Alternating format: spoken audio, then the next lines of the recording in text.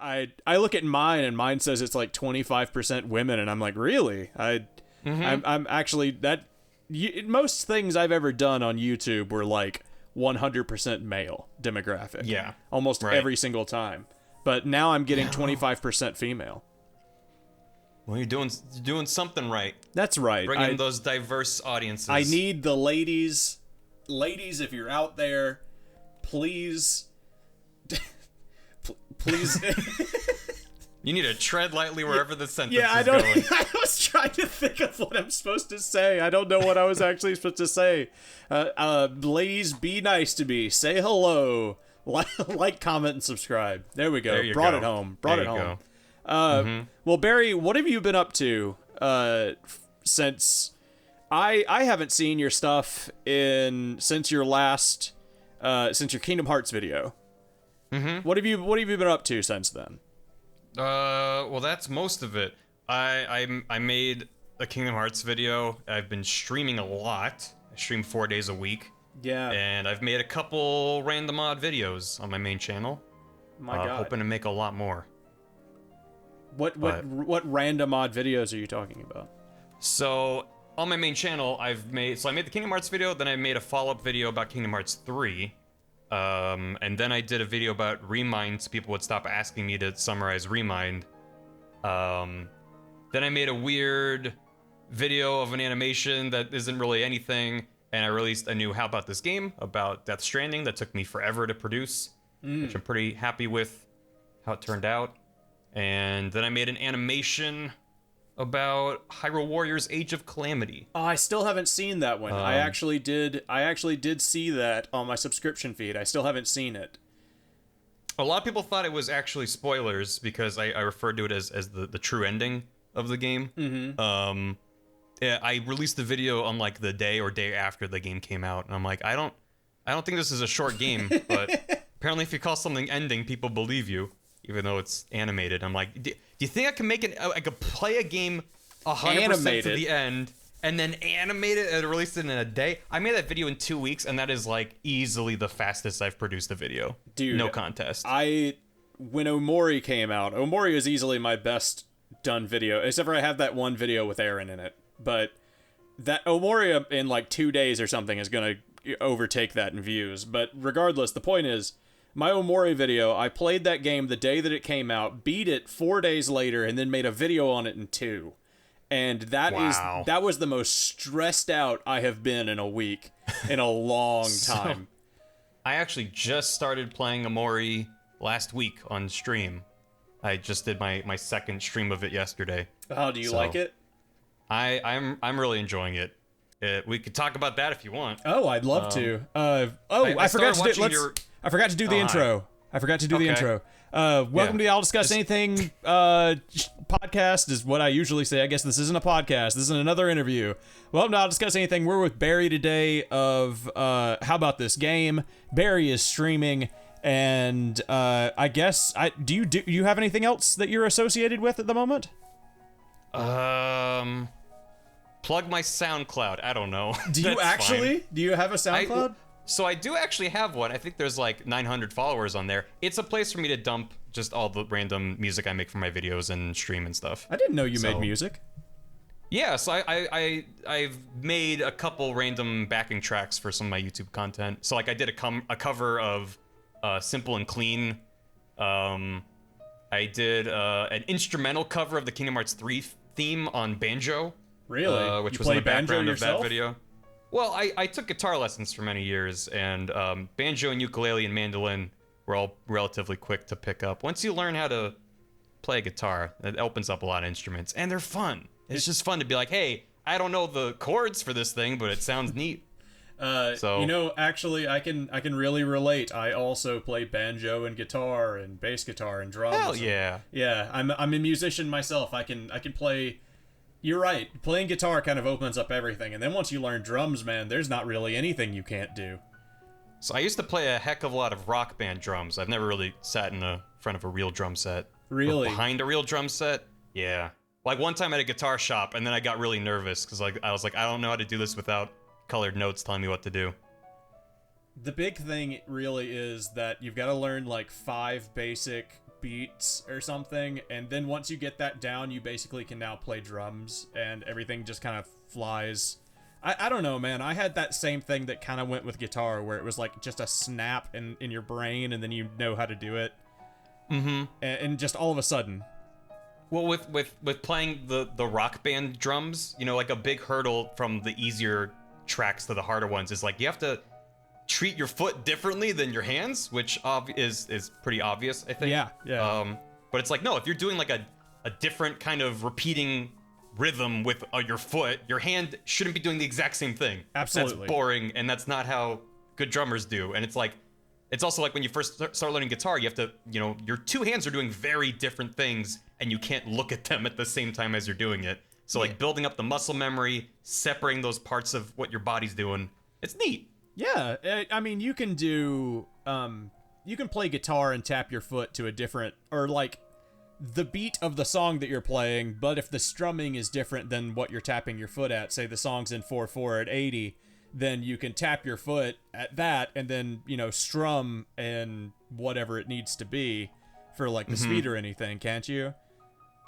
I guess I mean, maybe I should get like just a random double bass pedal and just jam out on that while I'm playing guitar. Just make my feet do things. Yeah, I mean, that's basically how I learned to play drums. Oddly enough, I would sit in my car and I would mock drum with my feet, and it took me about a month of doing that, like on the ride to work and back. I would mock drum with my left and right feet. Okay. Well, now I have a question. Okay, now I'm interviewing you because I've done a lot of like, you know, steering wheel fingertip drumming. You know, sure.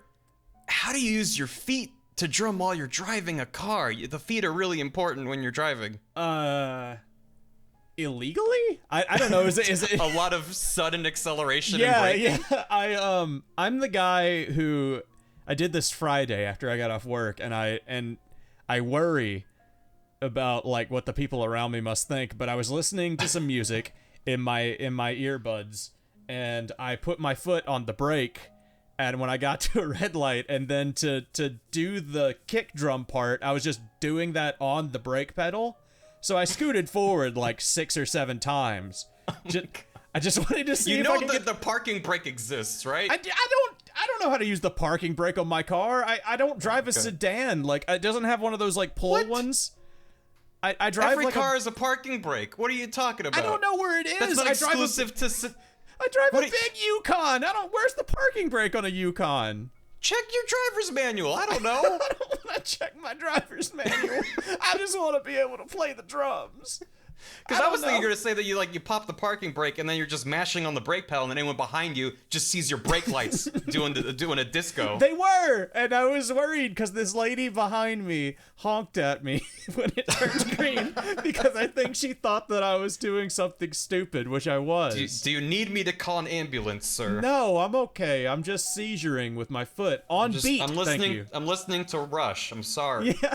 It was, I worry about that. That literally is how I learned how to drum with my feet and my hands at the same time. A little bit of fingering on the wheel and then doing my foot at the different beat or whatever. And that's literally how I learned. You should try it. I'm gonna try going to like a music store and sitting down at a drum set, not in my car with my feet. Okay. Well, or maybe I'll just find a cardboard box and do it at home. That works. Yeah, you can do whatever. Just, I recommend doing it in a large, fast moving vehicle. Listen, this is your show, not mine, but I'm gonna say don't do that. Don't drive down my dreams. Don't drive and drum, kids. Okay. So I sent you the questions earlier, but yes, the questions, I skimmed them. Yeah, I like all the bottom ones. I was like, I'm just gonna get these out of the way at the beginning. I don't know why people want to know these things, but we've got like a couple that are like 2 or 3 words where somebody just wanted to know. There sure are. First Rapid one. fire. Wolfjob. Wolfjob. Okay. Favorite go-to fast food? Lately it's been Shake Shack. Oh my god. Okay. I didn't realize I was hungry, but once you said Shake Shack. Okay, you're with me on that then? I am. I really, really am. I live in the middle of Mississippi. There's no, like, if it's not a global conglomerate restaurant, we don't have it here. Recently, we got a Steak and Shake. And I have lost my fucking mind. I will eat Steak and Shake every single day for every meal if someone will let me. So the Steak and Shake is different. Is it? Shake Shack is something else entirely. It's not, I don't think it's a huge chain, but it is a separate entity. You guys in California have everything. Like, there's not, we do. like, We're very spoiled. Yeah, but there's not a thing. I think Shake Shack started in the East Coast. You know, at least I was living in New York when I first saw one in Madison Square Park and was like, "What's this? My God, that's a tasty burger." Is it good? Is it really good? I recommend it. If you have one near you, I'd say check it out. Oh my God. We don't even have a Jack in the Box here. I had a Jack in the Box. Yeah, I had a Jack in the Box when I had to go to Oklahoma for work, and there was a Jack in the Box there, and I was like, I've never had a Jack in the Box, and I'm 28 years old, and. And the people around me looked at me like I was like, you know, I don't know, like I had not existed for the past 28 years. I mean, there's definitely a lot of fast food chains I've literally never been to. Can you name one? But it's like, what? Now I'm not. Now that I'm on the spot, I'm like, I can't think of one right now. But for me, it's like, well, as long as I've resigned myself to fast food for the evening, am I feeling adventurous? Am I getting something I've never had before? True. No. Yeah. No. It's I'm not already necessary. in this place. I'm being honest with myself in this moment. I'm eating garbage. So I went across the country for a con one time in Oregon, and when I went there, I had the option. Obviously, I'm on the West Coast. I can eat basically whatever I want. I'm in the middle of Portland, and I can eat anything. And I don't know, like Monkey, like Return to Monkey. I went to fucking Subway and ate some fucking Subway because it was the thing that I knew what it was, and I was like, yeah, I'll eat Subway. You walked past it and you smelled that bread and you're like, I know this. Yeah, pretty much. That is the only thing we have here that's really big. There is a Subway in every single city that I've ever been to in Mississippi. There is a Subway. Even like the small ones, the one that like 300 people live in. It's weird. They're massive here. Wow. I mean, it's consistent. Yeah, it's true. I definitely lived off Subway for a couple years of college. Oh my God, so yeah, me too, dude. Okay, what's the next one of these strange questions? Boxers or briefs? Boxer briefs. Boxer briefs? I am with you 100% on that. The forbidden third option in that question. Enjoying Bloodborne? Sure. So, the very short answer to that is I've tried many times to get into Bloodborne. I've liked other From Software games. Bloodborne I always bounced off of. Something about the aggressive play style. Same. It's like I want to turtle behind a shield and roll away from everything until I learn 2 of this boss's moves and then exploit that till they die. Absolutely. Bloodborne's like, hey, you just got kicked on your butt. Get back in there, champ, and try to get some of your health back. Also, the health potions are consumable and they're not infinite. Oh my God, that and the bullets. Okay, bullets, first off, I'm in the same boat. I have never beaten Bloodborne. Every single time I try to play it, I get past what's the name of the girl with the werewolf girl? I always kill her, and I get werewolf to the girl. Yeah, like You've already lost me. The chapel beast. I couldn't tell you the names of any of the bosses. Yeah, same. I get to that one and then I immediately stop because I'm like, okay, that is where I can beat this game up to, and I'm not good enough to do anything after that. Yeah, so I tried it casually by myself when it came out, bounced off of it. It was one of the first games I streamed when I started streaming, and I got to an area where, if people know Bloodborne, they'll know what I'm talking about. I got kidnapped and wound up in a different part of the map, and then I went really far in a direction. I was getting my ass kicked, and I was like, I'm gonna keep fighting through it. And I finally defeated a boss, and I was like, yes, I did it. And everyone was like, oh, this is all optional, by the way. And I went, I'm done. I'm done. It's not that I dislike optional content. I'm just like, I'm trying so hard to overcome these obstacles and make progress. And it's like, oh yeah, no, if you got kidnapped, you would have been making tons of progress. I'm like, well, how could I have known that? So I got frustrated. But recently, I finished Bloodborne. And by finished, I need to put gigantic air quotes around it. I basically became a video game tourist, where I had 2 friends of mine, Dan and Gam, who love Bloodborne, carry me through the game. So I would summon the 2 of them in, and they would just, I mean, they were lowered to my level, so it was still not a cakewalk per se, but they know the bosses. Literally, I would start my streams and be like, talking to chat and getting set up, and then I'd hop into the call and they'd be like, oh, Dan would be like, oh, I just killed the boss that we're supposed to do later today. I'm like, okay, fine.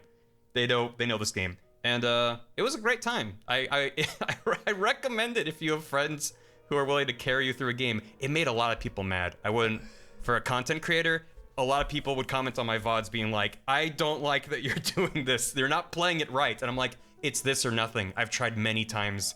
And I get it, but we saw credits, and we did all the optional bosses. We did the DLC, but I was a tourist. I don't want to say like I played it, I beat it. I did hold my own against Cousin It. What's his name?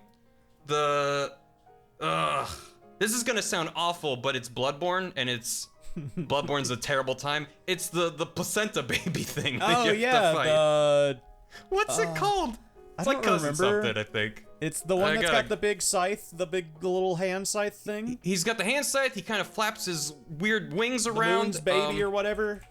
Was it Cousin something, or am I completely making that up? No, it wasn't Cousin something. It was. Was it like the moon something? The orphan of something? Orphan of Kos? Orphan of Kos. Yeah, is that what it is? Not a cousin, an orphan. Yeah, an orphan. Those are very closely Those related. Apparently live in the same part of my brain. Okay. Yeah, Orphan of Kos. Both of my friends died very early. It took us like a couple hours to beat him. It's no joke. But yeah, I spent a lot of time finding that by myself, and I was like, okay, like I think I'm starting to get it. And then we eventually beat it, and I was like, I'm done. Please carry me now. Okay, these people Yes. that carried you through. Yes. How can I get in contact with them? I need that treatment, man. Twitch.tv/cause I'm Dan Jones and Twitch.tv/Gamlord. I might actually message them and be like, look, please, I've been playing Bloodborne for like 10 years. I can't. I'm awful at it. I can beat Dark Souls 1 in like a day. Any Dark Souls game, I'm fine, right? Bloodborne, I don't know what it is. I'm the same with you. Consumable potions, consumable guns. I don't know when I'm supposed to parry things. There's no tell. It's I think it's the most brutal From Software game for a beginner. I think once you know the combat and the enemy placement, I mean, that's like the Dark Souls format is like you suffer and suffer and you do this loop forever, and then you make a little bit more progress each time until you have a breakthrough, and then you can, make more progress and whatever. That's the structure of the game. But in Bloodborne, it's like that initial learning process feels so much more punishing and brutal. And especially if you're coming from a Dark Souls game where a shield is actually viable, it can be really tough to switch to. Did you ever play a Dark Souls Bloodborne without a shield? No. Not without a shield. Well, so I've never played through 1 or 2. I beat Dark Souls 3, and I went Pyromancer for that. So most of the time, things would just die before they got near me because I'm just throwing fireballs at it. Absolutely. That was great. And 3, no doubt. Yeah. It was fire equals win for a lot of it. It was still tough. And Sekiro, I adored. I know some people have strong opinions about it, but I really, really vibed with Sekiro's combat. I was the exact opposite. Yeah. It was right up there with Bloodborne for me, where I didn't even. I think it must have been the setting or the tone. There was something more to it for me that I didn't like about Sekiro. It just didn't have that pull for me. I was just like, okay, we're in feudal Japan, and it's not like a super original setting. And I guess, I don't know. I don't know what it was. I wasn't drawn to it like the others. That's fair. I'm not going to tell you you're wrong, because you're not. I just know I vibe with it. It's very sweet of you. I'm glad you enjoyed it, personally. Well, if you ever need somebody to run you through Dark Souls 1, I'd be glad to do the same thing that your friends did for you with Dark Souls 1 and just run you through that. Yeah, I want to give that a real attempt, though. I haven't gotten that far in it by myself, but... It's very good. It's very, very good. So I've heard. Yeah. So, since we're talking about games, favorite game? Oh, God, I don't know. I'm really, really bad at answering favorite blank questions. Not saying you shouldn't ask me them, but it's just like literally anything other than like favorite color. I'm just like favorite movie, favorite game, favorite song. I'm like, I don't know. Well, fine then. Favorite color? I usually spin it purple. I usually like to spin it into like favorite thing recently, because then that feels more manageable to me than like everything I've ever played.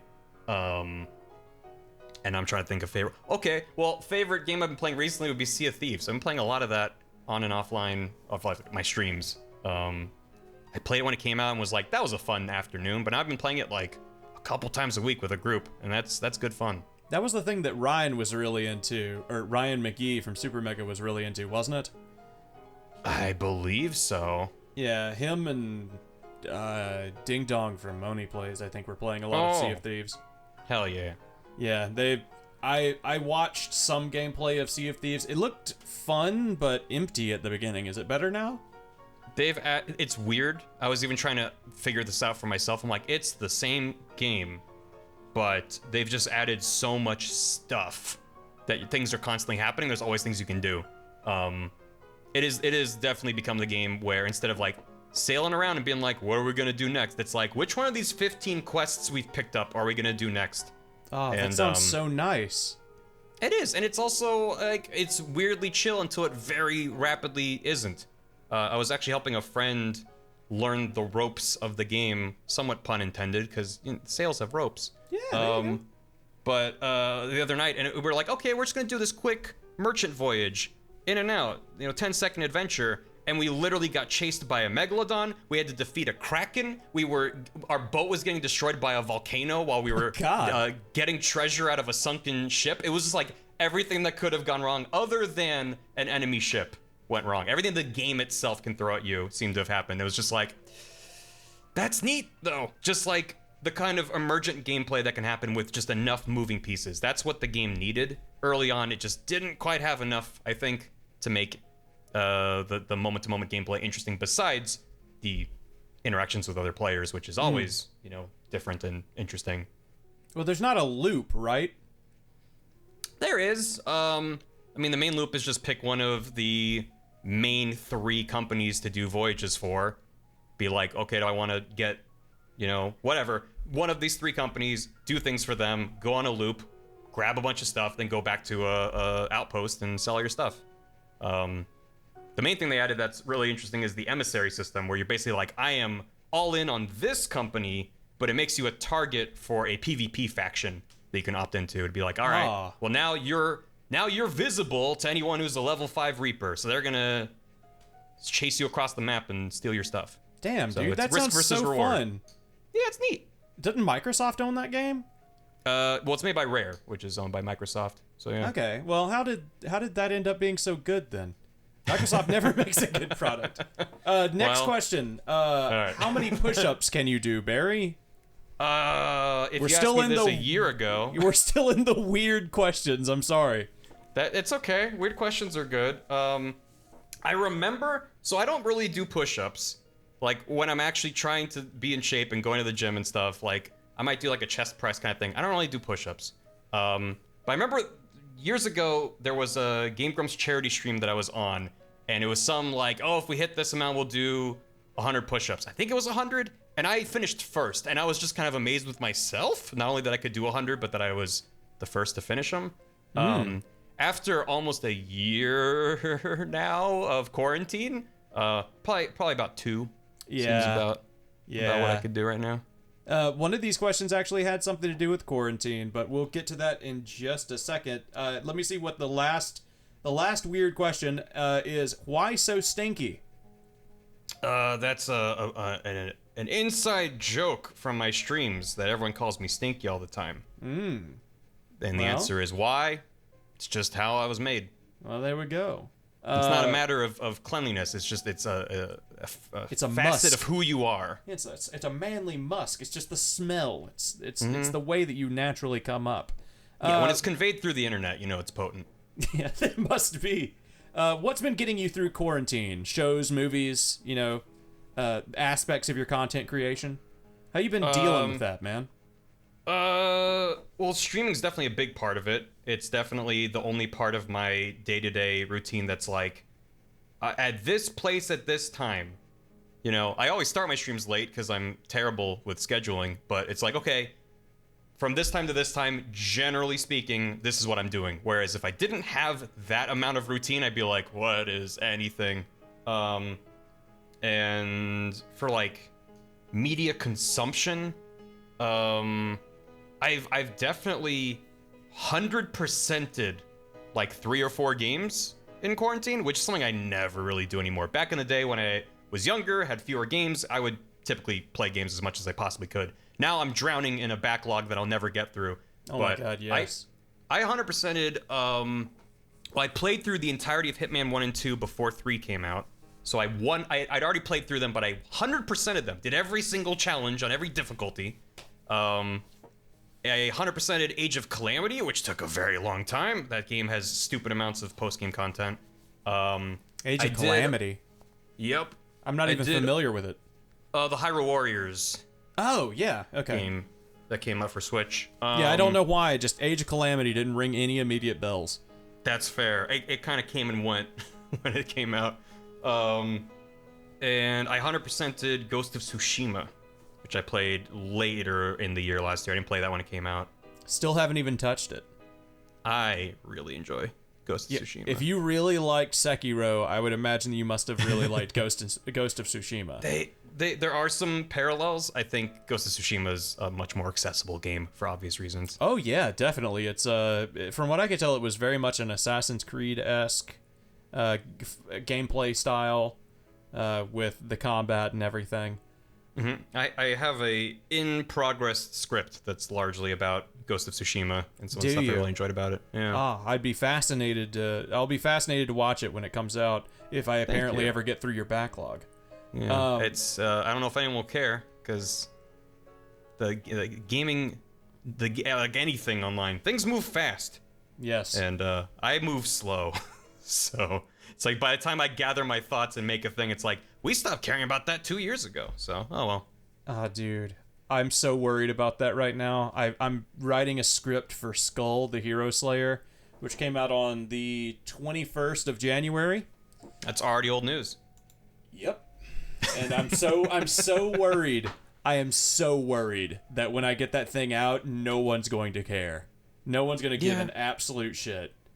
But, I mean, maybe this is a conversation we can get into later, but it has to be for you in the first place, true. I think. Because if you're like, I need everyone who cares about the subject to see the thing, that'll never happen, even if you do it day and date with the peak of interest. So it's not for me. It's because my best friend bought me the game and asked me specifically when he bought it for me, said, hey, Wanny, can you review this? And I was like, okay, sure, absolutely. But for you, anything. Yeah, it's not a very easy game or a very quick game. So I'm just having a bit of difficulty. We're actually missing one silly question. This might be an actual inside joke from your streams too, because this is a weird one. Terminator or Tito from Rocket Power, who wins? That's not from my streams. I think Terminator seems the obvious choice, which means I'm gonna go with Tito, because maybe he's hiding something we don't know. He has to be. I mean, even for this question to exist, it would just be, it's one of those, like, SAT questions where, like, you'll feel stupid for picking the answer, but it's actually a trick question and then you win. But maybe the whole point is it's not a trick question, but you get hung up thinking it is a trick question. I'm changing my answer to Terminator. I'm changing my answer back to Terminator. We're staying with Tito. Okay, we're riding the Tito wave. Okay. He would like that. Did you get in, wait, what did you just say? He would like that. I mean, they're all surfers in that show. I haven't seen that show in like 20 years. What do you want from me? You know what the weird part about that is? We received like 5 from different people. We received about 5 separate questions about rocket power. Is that a thing? I don't know. Is everyone nostalgic for rocket power now? All I remember was are kids making TikToks of the wiggly wiggly wiggly? No, kids are the big one was you can take a shortcut. That was like the big Twitter thing or whatever, isn't it? Is that rocket power? Am I showing my age? It sounds like rocket power. I think it is. It's the Otto's sister. What was her name? I don't remember. Oh wait, no. Yeah. What was that? I was like, she was one of the main characters. This was like 15 years ago, man. You're my age. So like we're ancient. Yeah, looking back at Rocket Power, I'm like, Dude, only 90s kids remember. I don't remember what happened last week. How am I supposed to remember Rocket Power? Tony Hawk was in it once. Tony Hawk. Probably. Okay, let's get into the actual questions, since we've Sure. spent a half hour talking about nonsense. There you go. Do you feel successful, and why? That is a question. It is. Well, I think it would be remiss to not state that everyone's definition of success is different. So I think as far as I'm concerned, for me, success is, am I sustainable? Can I keep doing what I'm doing and do more than 0 people enjoy what I'm doing? And both those answers are yes, and have been yes for long enough that I can stop full-time panicking about it. So I would say, yeah, I think I'm very, very lucky to be able to do what I do, and to be able to continue doing things in the future and plan ahead and have ideas for bigger and better things down the line. Am I 100% satisfied? No. I think anyone who makes stuff, you always want to make things, you always look back on what you did before and you're like, that's crap, I want to do this now. But I think, yeah, just in terms of just success, being able to be a content creator full time is a very, very lucky position to be in. Absolutely. And it's not something I take for granted. What did you do beforehand? Were you in office work? Well, okay, so I graduated from college in 2012, in May of 2012, and I started working for Game Grumps in September. Yeah. Wait, are we exactly the same age? How old are you? I am 31. Okay, so you're 2 years older than me, but still, okay, we graduated college at the same time. Keep going, I'm sorry. So I graduated from college May of 2012 and started working for Game Grumps in September of that year. So there was a few months span where I did a multitude of things, some of which persisted even by the time I started working for Game Grumps. I was still like I was on the West Coast, waking up on East Coast time to be in meetings with people on the East Coast because I was still finishing up a job that I was doing. And obviously that's not including any of the odd jobs I took throughout college and in high school and stuff. But in terms of career, I've been basically full-time YouTube content creation kind of stuff for a long time now, which is weird to think about. True, it's been, what, 10 years? Almost. Yeah, it's been almost 10 years. Ugh. That's weird. Well, I guess that goes into another question that we have was, how come you decided to take this route of content creating? Other editors usually turned creators usually end up being Let's Players exclusively. So I guess that's because there's a number of different things that I felt like I wanted to do in striking out on my own and separating myself from Game Grumps. And the two things I really wanted to do were continue to find and explore and find my voice with YouTube content, and focus on produced scripted content with YouTube, like video essays, like the Kingdom Hearts video I ended up making, which I didn't plan to make that just kind of happened. And I wanted to stream. That has been a thing I wanted to do for a long time, but just didn't have the time for, and I didn't expect it to work out as well as it has, and it's something I enjoy more than I even thought I would. But it was like, I wanted to, my plan was to split my time and just be like, I want to do YouTube and Twitch, and hopefully one or both of these work out. And both have worked out, but now I'm in a situation where I don't make nearly enough YouTube content. I want to make a lot more. But yeah, I think just Let's Plays I felt like were something it was a world I knew, and it wasn't a world I was interested. I didn't want to do solo Let's Plays, but I was down to do solo streams and do streams with friends and stuff. And you know, I post all of my VODs onto a second YouTube channel, and you can essentially treat those as very, very, very long Let's Plays. I post we had a complaint about well, that. But we actually had a complaint about that in the somebody asked if you could make your streams into shorter videos. Somebody said that being an hour long was just a little bit too much for them to digest, and they would like it if it were 20 minutes, 25 minutes, or shorter.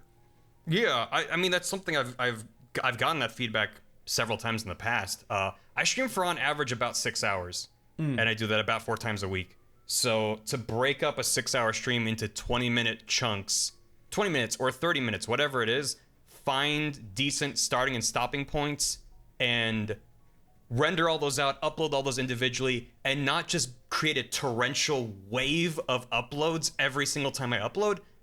I think it's a little bit messier than some people think for the amount of streaming that I do. I think if I streamed 1 day a week, it would be much more manageable. It's like if you subscribe to my second channel.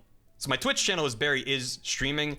My YouTube VOD channel was streaming, which I can't even claim credit for that. That was someone in my community, and I was like, I have to do that. I don't want someone to be subscribed to that and be like, oh my god, every day there's like 50 new uploads. This is obscene. But I do monthly highlights, which is like my kind of concession to be like, I know that not everyone wants to sit down and watch a 6-hour video. So here's like some of the best moments that happened this month. And that was actually the response that somebody said was, you'll have to check out his highlight videos. Yeah. Personally, I think you're doing the right thing. I think that's probably the best call, really, is do highlight videos for people who don't have that much time. And I agree. I don't think people really understand how much it would be to split up 6-hour videos into 20-minute segments. It would be so many videos. Their subscriber feed would completely change. Yeah, and it's different than, when you do a Let's Play, like, oh, we hit our timer for how long we're decided to record today, or we just felt this is a natural stopping point. So, okay, here's where we're stopping for right now. But for a stream to retroactively be chopped up in the way, it would feel very inorganic. And I know I would be dissatisfied by that, being like, no, there was no good place to stop for 20 minutes, and now this one's extra long. So it's like, And also I'm lazy, so just clicking export and then it just going from Amazon servers to Google servers just saves me hours of my life. Every time I have to download a VOD and edit it, I'm like, oh god. You know what? I agree with that 100%. Video editing is basically all I do, and man, that just exporting takes up so much time, doesn't it? Yep. But also, imagine the time added of it's a 6-hour video and you're waiting for that to download. Then you're waiting to just ingest that into your editing software. Then editing it sucks because most editing software doesn't like crazy long chunks of footage. Bump my mic. And then you have to render it and then upload it. It's just, and you see one error and you gotta do all that again. I'd rather focus as much of my attention as I can on either my streams in terms of the production and what I'm planning and what I'm gonna do, or my YouTube main channel. Like, I don't put zero effort in my VOD channel. I actually put in, I think, a decent amount of effort. I put timestamps everywhere, and I keep up with playlists, and I make really bad thumbnails. So it's not that I do nothing for the VOD channel at all. I do care about it, but I don't want it to become my full-time job. And I think it rapidly could become that. It's true. I suppose it could. Do you use Premiere? Yes. Yeah, me too. You said sound so defeated. Well, you said video editing software doesn't like large chunks of video, and I was like, he uses Premiere. I mean, if there's an editing software that does, I will switch to it. I don't know. I often work with long chunks of footage. Same. I'll work with the 9 hours of recording that I get for a video, and then chopping that up is absolute hell. I actually have a question that's not on here that just came to my mind that I think people would be interested in knowing.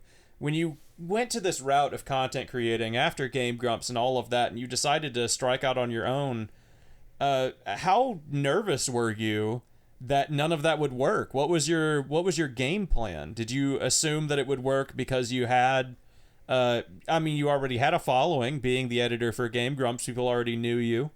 Sure. Did you think that, what if all of this fails? What if people aren't interested enough in my content for me to make work out of this, make a living out of it?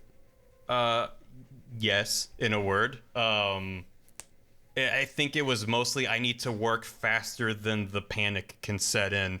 It was a lot of sitting down and going, okay, I have this much in my savings account. if I make $0, how long can I pay for rent and food before I have to figure out a plan B? Because I didn't even really, this is going to sound bad, I didn't have a plan B. It was just, I'm going to try these two things, YouTube and Twitch. If neither of these work out, then I'll have to figure something out. But I was just sort of optimistic that, like, even if I go all in on streaming and it doesn't work out, no one cares. Like, interest day one, it flatlines, no one sticks around. That was a very real possibility. And certainly my first stream had way, way more viewers than even I get today on average. That just makes sense, right? Yeah.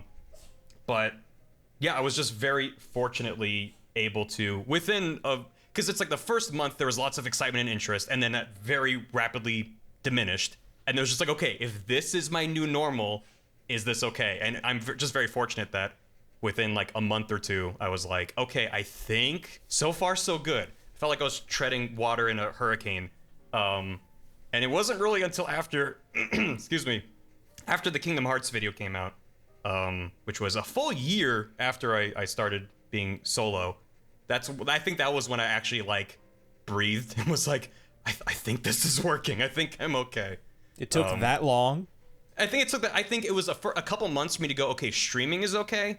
And then the Kingdom Hearts video is me going, okay, YouTube is okay. Even if it's not fully sustainable, the kind of content I like to make and the way YouTube is now, I can't bank. I mean, the Kingdom Hearts video was, the algorithm grabbed it and went, I'm showing this to everyone. That's how that video succeeded.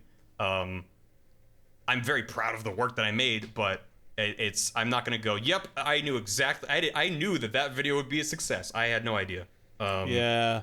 But that was the moment of like, okay, if every now and then I can manage to pull this out of a hat, then I think I'll be okay. Yeah, I have a history myself of having the exact same scenario. Of course, my channel is very small, so I don't get that many views on just about anything I make, but for some reason, that Omori video, the algorithm grabbed it, played the same thing, and I get like 500 views on it a day or something. And you know, it's so random. Yes. doing content creation on YouTube. You feel like you're just shooting in the dark. Well, yeah, and people make their livelihood chasing the algorithm and telling other people what to do. I don't envy them. That sounds really, really tough. And it's also a target that's always changing and moving and doesn't care about you. So it's tough. And it's something that I certainly struggled with. I mean, part of, if you look at my YouTube channel, you're like, wow, you made that many videos in that amount of time. Part of that is just falling victim to some of those traps and just struggling with like, well, how do I follow this up? And where do I go from here? Because I've gone from, I'm making whatever the hell I want, to now there's expectations and people want more of this. And I was not prepared for that. You sound like you deal with a lot of anxiety. Does anxiety get to you a lot? I don't consider myself an anxious person, which might sound like maybe I need to go to therapy. But I think I'm a worrier, but I do everything I can to not stop that. I don't let these self-doubts stop me from doing things. It just might make things take longer. Like, I've never gotten to a point where I'm like, I can't do anything. I'm just buckling underneath all this stress. It's like, I will power through and then I'll collapse later from exhaustion or whatever. But I don't know. It's one of the reasons why I wanted to become independent in the first place, is that it's like, yeah, I deal with a lot of stresses because it's entirely on me, and I'm a one-man shop for pretty much everything I do. I've reached out and I've commissioned work for numerous things, but I'd say like easily 90% of what I've done has been just me. And that's a different amount of stress. But the stresses that came from working with Grumps were just this like constant pressure of just so many people watching this show all the time, all the pressure that comes from that, and just the workload. That's also something that was really important to me, was like, okay, I need to be able to be sustainable by myself without killing myself. I don't want to be working, 80-hour work weeks. I need to actually be able to have a life and have time to breathe. And that's definitely where I'm at now. So it's like, dude, I do not know. I know we discussed this before we did the interview. We said, like, no talking about YouTube drama. And I guess this doesn't really qualify as that, but I have no idea how you kept up with that much work. I mean, the answer is I didn't have a social life for a couple years.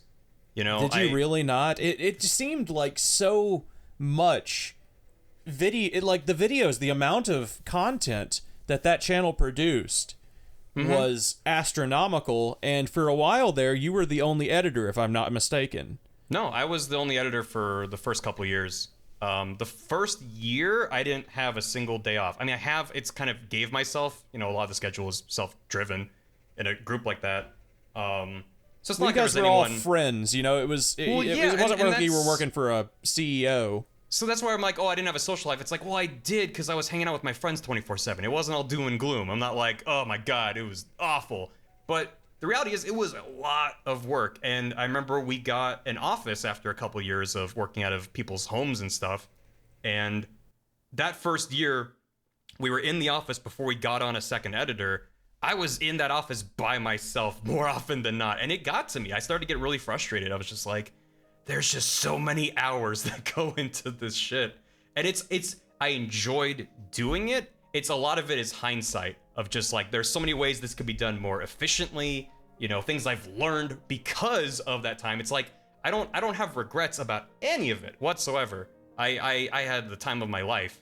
So I don't want to make it seem like I'm just like, nah, I hated every moment of it. That's not at all the case. It's just the amount of work, the mental drain of just being on that treadmill and every single day, just making sure audio and video are synced up. Like, I don't really like complaining about this stuff that much because I still consider myself very, very, very fortunate to have had those experiences to be where I'm at now.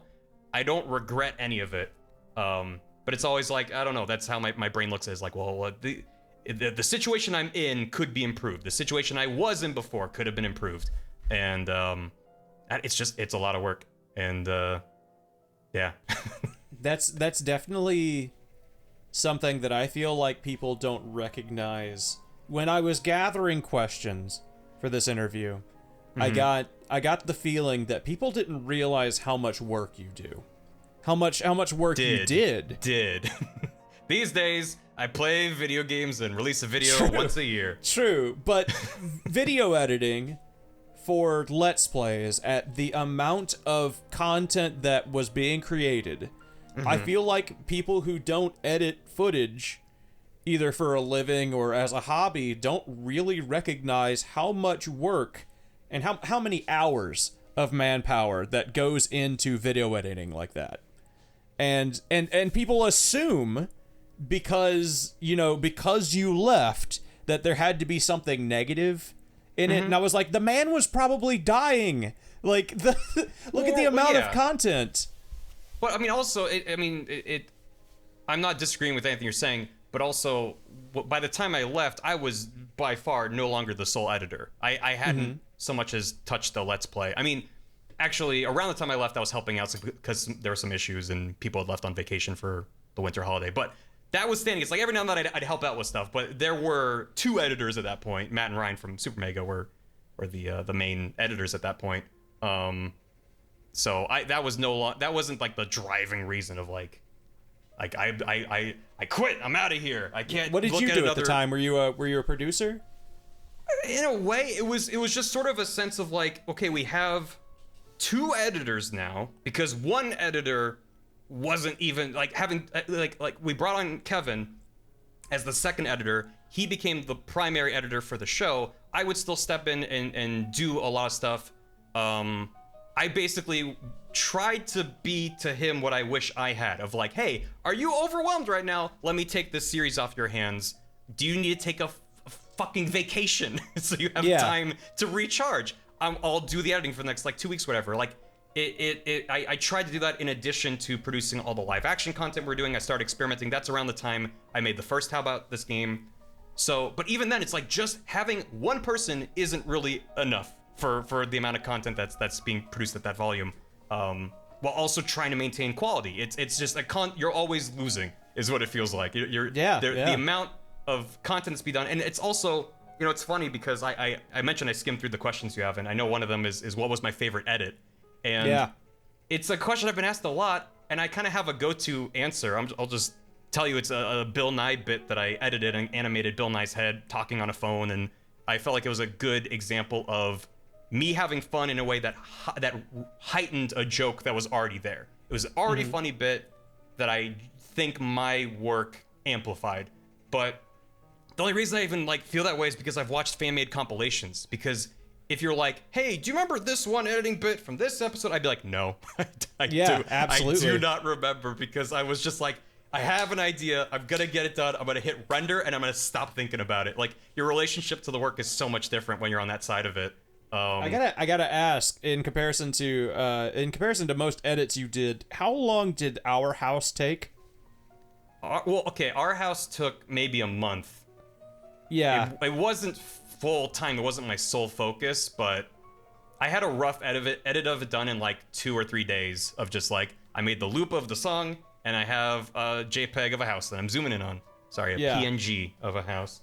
Well, it took so long. It's such a long video. I assumed it took so long to make. Well, it was just like I had a bunch of dumb ideas of where it could go without even really feeling it. Like my entire thought process, once I had the audio loop and I was like, this is dumb and funny, I was just like, well, this is the joke. There's no pacing to worry about, so I'll just like add an extra detail to this house, or I'll slowly change things over time. And like, oh, now we're playing a different song called Our House by Crosby, Stills, Nash and Young. Like, I was just exploring. It's like, it was also so that was what I was doing that year. So I kind of got distracted, because that's what I do, which is also why I've been talking for an hour and you've gotten through 3 questions. Honestly, to be perfectly honest with you, I've completely cleared the rest of my night, and if you want to hang out and just talk, I am all for it. I do need to have wonderful dinner individual. eventually. Yeah, I was gonna say you're a wonderful individual to talk to. I appreciate it. Sometimes I'm like, I don't know if I've answered any questions, but I'm talking. You speak the exact same way my best friend does, so I'm awesome. 100% used to it. So that last year that I was with Grumps, I was basically just given an empty plate. They were just like, okay, what do you want to do? You spent years and years and years having shit put on your plate, and it's like, okay, you have to eat this in 10 minutes, go, because, oh god, we couldn't record all week because of technical issues, and now we need 3 episodes tomorrow. Like, it needs to happen. Like, things are always on fire. That's just YouTube in general. That's not specific to Grumps by any stretch of the imagination. Everyone I've talked to is like, yep, things are always on fire. The moments where it's not, you're like... What was your job title on paper? I'm just curious. I don't think I had one. I always just call myself video editor. Okay. I was just wondering, like, on your 401k, what went through, or like your on your W-2, what did it say, like, your title was whenever it was like editor. Okay. But I don't think that's I don't think from the inside or out, if that's like an organization or a group of people, you think, yeah, there's a lot of structure here. There's a lot of, okay, well, now we're changing your title. It was always very laissez-faire, which I think is a great thing and has some downsides. Personally, yeah. But that's the trade-off you make with any kind of structure or lack thereof. But yeah, so I for that entire year, I was basically just like, well, okay, what do I want to do? And also, what do I think Game Grumps should have or could have? So in that year, I tried making a podcast. I tried making more live-action scripted content. I experimented more with... actually produced the Mario Galaxy How About This Game on and off over the course of that year. Ended up publishing it on my solo channel. They basically were like, hey, you can just have this. I was gonna just put it up on the Grump second channel, and they're like, no, you can have it. So that was nice of them.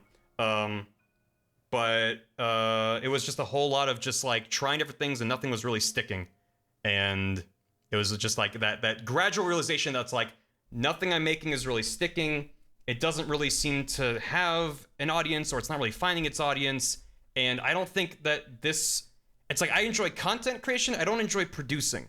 I don't enjoy thinking of like, well, how do we get this group of people to engage with this type of content? What kind of content do we need? And this was a lot of self-imposed stuff. I wasn't told like, you need to make a podcast work. I was just like, yeah, we should start a podcast. People have been asking for that since like day one. Yeah. And it was alongside a shift of, and I've talked about this before, like in my first stream, when I first streamed, there were obviously a lot of people asking like, why'd you leave? And a big part of it was also because the channel seemed to be moving in a direction that was much more focused on the 2 main Grumps, Dan and Aaron, and was no longer going to be the same sort of like hub of all these other different people doing Let's Plays and whatnot. It just felt like that's the direction that they wanted to go. And so it's like, okay, well, I don't know what I'm doing because I keep experimenting. I'm making stuff like Our House, which almost like the Kingdom Hearts video. It's like, I didn't expect that to get more than like 5 views, but then, okay, sure. Over, like, people have pointed out that it'll show up when you just Google search for the song Our House by Madness. It's like, here you go. Here's the video for it. Really? It's like, that's not the video for it, but thanks, Google. Was that the year Grump Out was created, or whatever the second channel was called? I don't remember earlier. exactly what it was. That was a year or two earlier. I remember you guys did an April Fool's joke that I didn't really get. It was tracks. like G. Yeah, G. Yeah, I co-wrote the so there were 3 videos with G. There was like the announcement of like, here's what we're doing. Here's our new branding. I had the idea for that, and I co-wrote it with Brian, I think. And then they made the 2 actual videos, which I didn't have time to work on. I know there's some people who didn't like the quote unquote episodes, but it's like, it was just a continuation of the bit. It was fine, but it was just like, hey, you know how Apple's really pompous about like, oh look, we got rid of a corner, so we're like, let's go full minimalist and pretend we're Johnny Ive. I realized that I said I didn't really get it, quote unquote, but that wasn't really me being like, oh, it wasn't funny.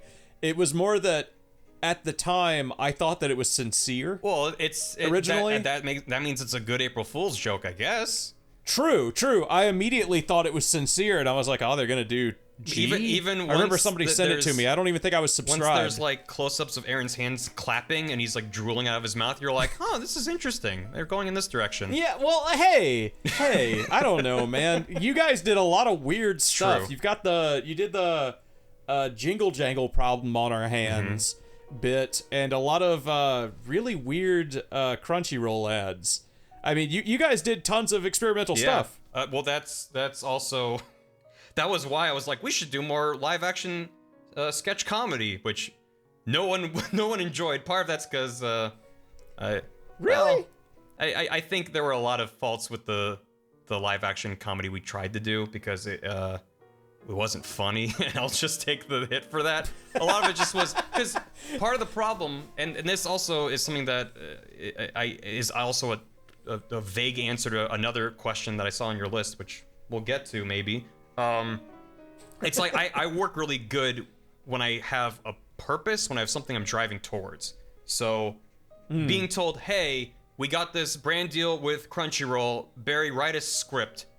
It literally whatever, because Crunchyroll is cool, and as long as I guess we don't swear, like just write. That's and it's so like sweet. I didn't start like I basically picked up the sort of energy and writing style from Aaron, and I just carried that through because he wrote all the original sketches, and then I ended up writing a lot of later Crunchyroll or t-shirt commercials or whatever they were.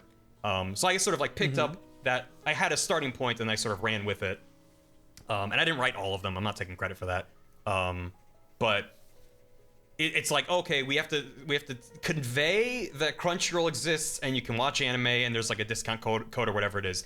That's a framework that I can work with. It's like, okay, here's our setup, we're doing this thing, and then this guy comes in, and okay, sure, like here's our little scene, and just in the edit, it'll be so intense and frantic that you won't understand what's going on. So there you go. There's your commercial, and then hopefully not get too many notes when they're like, what is happening? Because it's one thing to make a crazy video, and another thing to give it to a company with like people in suits and being like, can you change the part where like it looks like he's urinating himself or whatever it is. It's just like, it's always hilarious to get those kinds of notes. There's one in particular I remember we did an ad for a mobile game, and at one part near the end, Raid Shadow Legends. This was before Raid Shadow Legends, back in my day. But there was a shot when, I don't remember who it was, someone held out their phone and the screen was off, and I was like, okay, I'll just track an image onto the screen after the fact.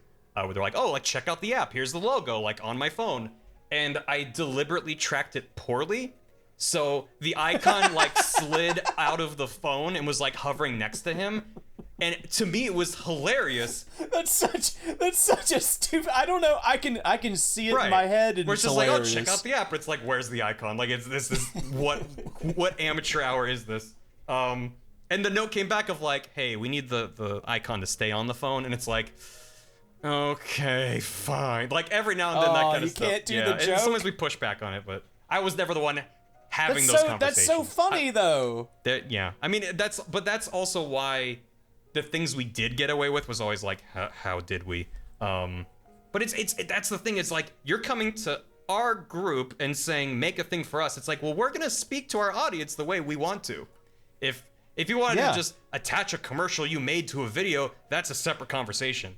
But at the end of the day, definitely. they're the ones paying for the brand deal. So, but again, I was always just like on the receiving end of like, hey, so here's the note. So I wasn't the one being like, dear CEO of mobile game company, Of Crunchyroll. give me twice as much money. I don't accept notes. It's like, no, it has to be a collaboration. You have to be willing to compromise on some things and stand up for yourself on others. But Well, you've never really struck me as the pompous asshole who would be like, "Oh no, I don't take notes course. on my edits." But me. it's like that's an example I think of where it's like, like we couldn't go exactly as weird as we wanted to, but it's fine. Yeah, it was just crushing your spirit a little bit. Speaking of editing, though, I guess we can whatever the word is that goes into another conversation. Segue. What? There we go. That one. All I thought was let's scooter, and because Segway is a scooter. Let's and scoot. There we go. What editing skills do you believe to be the most valuable to learn for the future? Like to an aspiring editor, or like what am I trying to learn? Because I believe that this person was already an editor, but wanted to know where you thought editing for video editing was going to be going in the foreseeable future, in the next couple of years, how video editing what are might important change. skills to learn? That's a tough question to answer because so much of it to me depends on context. What is the kind of content? Are you making YouTube videos? Are you making music videos? Are you working for TV? Same. No, go for it. No, I mean, I'm just agreeing. I completely agree with you. As someone else who edits videos, I think there's so much content behind what skills would be coming up in the next couple of years. It depends entirely on what area of video editing you're working on. The main thing is you can't predict the future when it comes to editing. Editing is the vehicle through which you get your idea out there. That's a very smart sounding way of describing what editing is. So I think in that sense, the most important thing is just learning how to work as efficiently as you can. Whatever it is, if it's combing through footage, if it's organizing things, if it's working with audio, just learning how to at least get a rough cut as quickly as possible. Whatever that is, something to show people and then get feedback on. Because no matter where things go, where tastes change, being able to work quickly and efficiently, and then later being able to hone in on the fine details, that's probably important. And in a more generic sense of just like what's a good thing to know, timing and rhythm. I've seen a lot of YouTube content that feels very flat just because of the pace of the edit. Because if you have a conversation between two people, that can be entirely changed by the edit. And the editor has an extreme amount of power in a situation like that. If you're just tossing together a Let's Play, not as significant. You're just like, okay, here is the content as it was recorded. But if you're working with different types of footage and telling a story through the edit, and I can't tell you, here's how to learn comedic timing, but I guess just have a very critical eye, look at things you enjoy and try to figure out why you enjoy it. Why, if you're watching, a Monty Python sketch or whatever the heck it is, why did they cut to this character at this moment? Is it because they lost the film from that camera and they had to cut to this guy? I don't know, but you can think about, okay, like what are the timing beats and what can you emulate in your work to make things feel punchy and more alive than just like, and now we cut to camera B. But it's a hard thing to convey in words.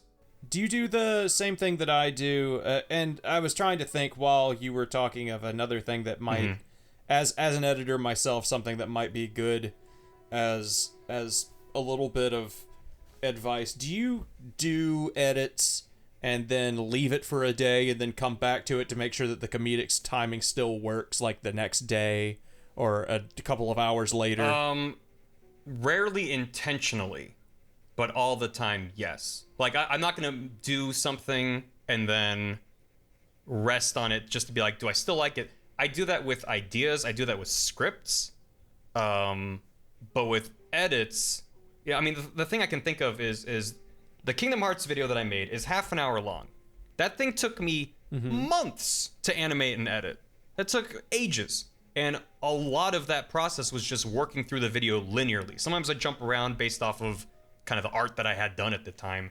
But for the most part, I did most of the art and I did most of the animation. But yeah, I would go back and rewatch earlier parts of the video and be like, oh, I kind of started animating these parts differently. And basically, do I now want to change that or not?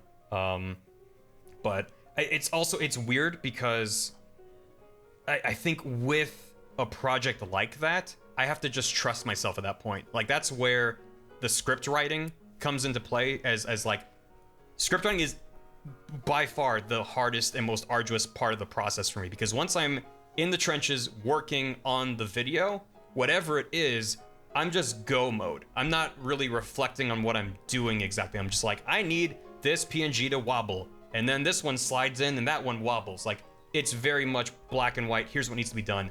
Then I'll go back and rewatch it just to be like, does this work? And then if I'm like, I don't know, I can't tell, then I just release it anyway.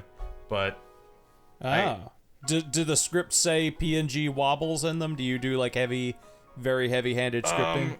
No. Occasionally I'll give myself a note of like, here's the dumb idea I had, in case I don't trust myself to remember in a month, which does happen a lot. But that's only if I'm like, okay, like I already have a dumb idea for what to put here. But a lot of the time it's just as I'm editing it, I'm like, okay, I have, like, the Kingdom Hearts video was a lot of two characters talking to each other. And it's like, okay, I want this to be interesting every time it happens as much as I can. So what's a dumb bit that I can do here? Okay, how about Goofy's tooth falls out of his face and then grows back in? Done. Let me takes 10 seconds in Photoshop to draw a full tooth and make that happen. But if I had that idea ahead of time, yeah, I might have put it in the script, but I try to have the script just be as clean as I can, which is sporadic notes of just like, here's the dumb idea I had, and then future me's like, that sucks, I have a better idea. How long does it take you to write those scripts? Ages, forever. I'm one of my big points of pressure I'm putting on myself to get better at is just writing in general, and just write more, even though I end up throwing a lot of it away. Because to me, the script, the writing is the foundation of everything. Like a good edit's not going to save a bad script. And so that's really important to me. And I'll literally sit on ideas for over a year, if not longer. I'll write an entire draft of a script, give it to someone to read. And if they're like, I don't know what your point is, then I'm like, okay, I'm going to shelve that because now I don't care enough to fix it. I'm going to move on to another thing. Like that's honestly a good part of the reason why I haven't made a lot of content in the past couple years is... How many times do you send those drafts to other people? Like, we talking about like 6 people you send this to? Just 2? Yeah, like how many? Like, you said that you would get a draft and you'd send it out and you'd show people. How many people are you showing? How many people's opinions are you getting? Well, the first line of defense is always my girlfriend, because I'm jealous. Well, my wife won't read my scripts. A lot of people's favorite jokes from the Kingdom Hearts video came from my girlfriend, because they are hilarious and also love gibberish nonsense. So that's where a lot of the like scoots and bingus bongus comes from. And I'm just like, a lot of that process was me going, that's too much, and them going, no, trust me. And I'm like, we just had gibberish in the last line. So, but then I have other friends, like especially for the more analytical stuff, I have a lot of people whose opinion I really trust about game design, and I'd say on average probably 2 to 3 people, sometimes up to 4 or 5, but that's rare. Usually like 2 to 3 people read my stuff and then give me some feedback. Okay, full disclosure, that was 100% a question for me. I just wanted to compare notes. It's whatever works for you. I think it's important to have outside eyes, but it's your process. Yeah, I send my scripts to like 3 people generally. Same thing. I'll just send them out and be like, "What do you think? How good is this?" And a lot of it's just, am I onto something, or is this a waste of time? Because Yeah, absolutely. I have two major hurdles with my scripts. The first one is, am I saying something interesting, and am I getting my point across? And the second point is, I think I just wrapped those 2 points in one thing. Am I saying what I want to say, and is it engaging and interesting? Because one of my huge... Yeah, is it entertaining? One of my huge pet peeves of a lot of YouTube content out there is it feels extremely padded. And I'm not going to say I'm immune to that. I'm not going to say that my content is 100% solid meat content. But when I watch a video and the first 10 minutes is just like, you're giving me context and backstory I don't care about. This has nothing to do. Almost all of my scripts, I end up rewriting the first page like 20 times because I'm like I made a video about Mario Galaxy, and I released it on my channel a couple years ago. I mentioned it earlier. The first draft started with like, in 1985, Mario was Jumpman in Donkey Kong, and the game was like this. And every time I revised it, I would like trim that down. I'm like, and I reached the point where I gutted it entirely. I was like, I threw it in the trash, and I was like, if someone's watching this video and doesn't know who Mario is, they're not going to understand anything else in the video. And yeah. I just hate watching YouTube content. It's not like, I already know this, get on with the point. But it's like, when you go on a tangent and it ends up going nowhere, it's like, you should have cut it. It's so important to me that... So this entire interview. Well, I mean, I can't treat my streams the same way. I have to just be like, head empty, turning off the brain, we're hanging out. That's what this is. It's not... If it's scripted content, it's scripted. This isn't, I did a first draft and recorded it, it's out the door. I don't like doing that kind of content. I don't like consuming that kind of content if it's intended to be produced and scripted like that. And as I said, it's a pet peeve. So I try to be very critical. I don't know how many times you've... Like, does this matter? Like, is it funny? Is it conveying the point? Or ideally both? If not, maybe get rid of it. I 100% agree. I don't know if you've watched any of my content. I started to mention I was watching your Omori video, and you started showing some bits of footage of the part of the game I haven't gone to, and I was like, yeah, but I really enjoyed what I saw. And then you showed me that... Oh, it's only like... I didn't show anything that's not an hour in, I think. I was very sure to not show any spoilers. I think it was also side content that I missed, potentially. There is some side content in there that you might have missed. There's tons of side content in that game. It's such a good game, man. Showed me I love that game so much. From your stream with your 3D avatar that gave me nightmares. Oh yeah. Well, okay. Point. I'm getting off on a tangent. Point was, I made a video called Boats a while back that I don't think, from what I get from other people, that's just like my most criminally underrated video. But my point is, I scripted and drafted that video like 8 times, man. I did so many scripts of that video and just cut it down. The video is only a minute long now, because originally it was like 10, and I cut that thing down until all it is just bam, bam, bam jokes. That's all it is the whole time. And it works that way, but I think I'm with you on just trimming scripts down. Going over drafts is so important. That part of the process is the part that I don't. What am I trying to say? I don't struggle with that part as much, but it does reach an extreme where I'm like, I've spent so much time living with this idea, I'm sick of it, and I haven't even finished the script, and then I'll just shelve it and be like, maybe I'll get back to that idea someday. And I'm at a point now where I'm frustrated with myself about how few videos that I've made. Maybe not frustrated is too strong of a word, but it's like, I know I can make more content. I'm just really critical on like the first step of the process, because that's the part of the process that is everything to me, and it's really important. From that point on, I've actually done a lot of video production streams. I've basically made most of my content on stream, which is great because I'm actually able to get near real-time feedback on like, hey, does anyone understand what I'm doing here if I, make Sora and Riku fly off into space? And if people are like, what is this? And I'm like, okay, maybe I'll try this instead. Or people are like, hey, what if this happens? And I'm like, that's great. I'm stealing that and not giving you credit other than this VOD of the stream. And they're like, thumbs up, okay.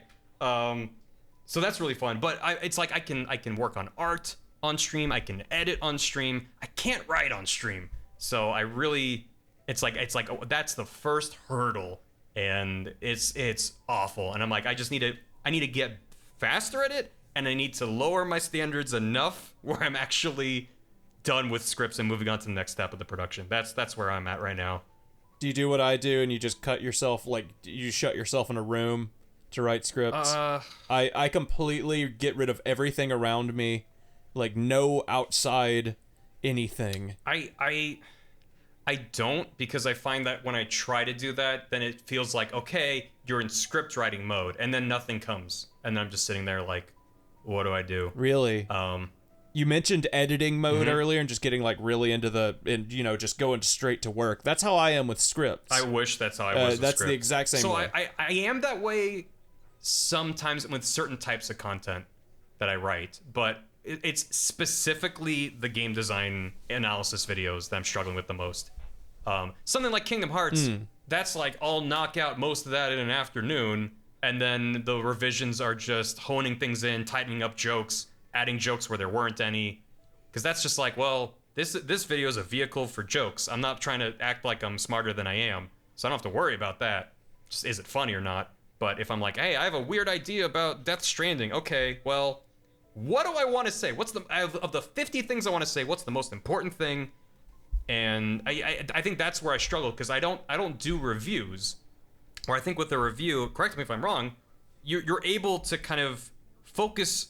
It's like you're doing an overview of multiple aspects of the game and sort of diving deep on the areas where you think you have the most to say.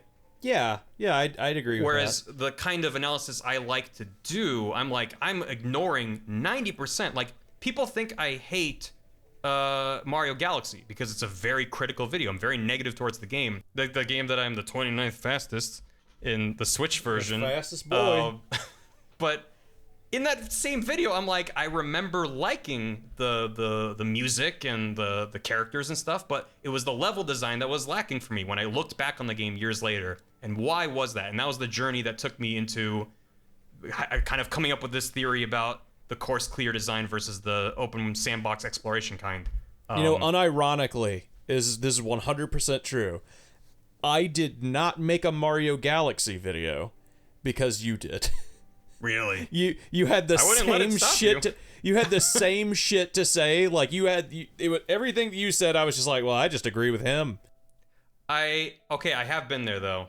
Yeah, Oni Black Mage did that with The Last of Us 2 as well, and people were asking me to do The Last of Us 2, so I put out a 40-second video where I just played yakety sax over the final fight, and then screamed "It's bad" 4 out of 10 into my microphone, like really distorted. That's it.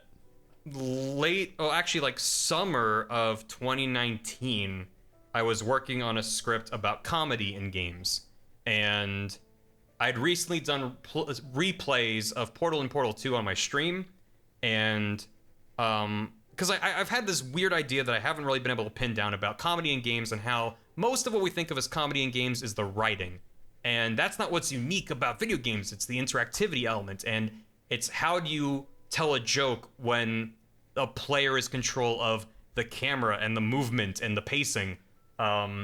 Yeah, the character, the agency for video games would be different than stand-up comedy. The audience never has agency inside of a stand-up bit. Right. If it's like, an improv theater and they're like, oh, we're getting suggestions from the audience. Like, there's a certain level of interactivity, but that's still, it's not the same thing. And I've always felt that a game like, Octodad, or Goat Simulator, there's a lot of very floppy physics-based things. Those are very funny with their mechanics because they're unreliable and because the player's input is kind of being obfuscated and just turned into, oh god, now I'm flying across the map, and that's funny to humans. But so I was working on this script and I was like trying to figure out like, well, what am I trying to say, and is this interesting, and I don't know. And then Untitled Goose Game came out, and about 30 video essays dropped about comedy in games that said it so well, and I just kind of sat there going, maybe that goes on the shelf. Yeah, right? Because then these videos said exactly what I would have said about Untitled Goose Game, so it's like, well, all right, well, here we are. Exactly. I understand 100%. I know that feeling, and I dread it. Let's see. What content creators do you enjoy watching? Do you have any channels that you'd recommend? Sure. I do watch a fair amount of YouTube. the one I always go to is just like, if you're not subscribed and you're interested in games and game design, how dare you? Game Maker's Toolkit is just like the holy grail of how does he do this? How does he make such interesting, well-produced content on such a consistent schedule? It eludes me. It is infuriating that it's so good. I really like Narelle. He made a video a while back about Majora's Mask 3D versus the N64 game that blew up. And that was how I learned about him. But he makes really funny, insightful stuff. I recently dove into... I've been following them for a while, but I recently did a... I'm gonna just watch all this person's content today. Scruffy, who tends to focus more on audio in games, but Scruffy's YouTube channel is the video game YouTube equivalent of a warm blanket.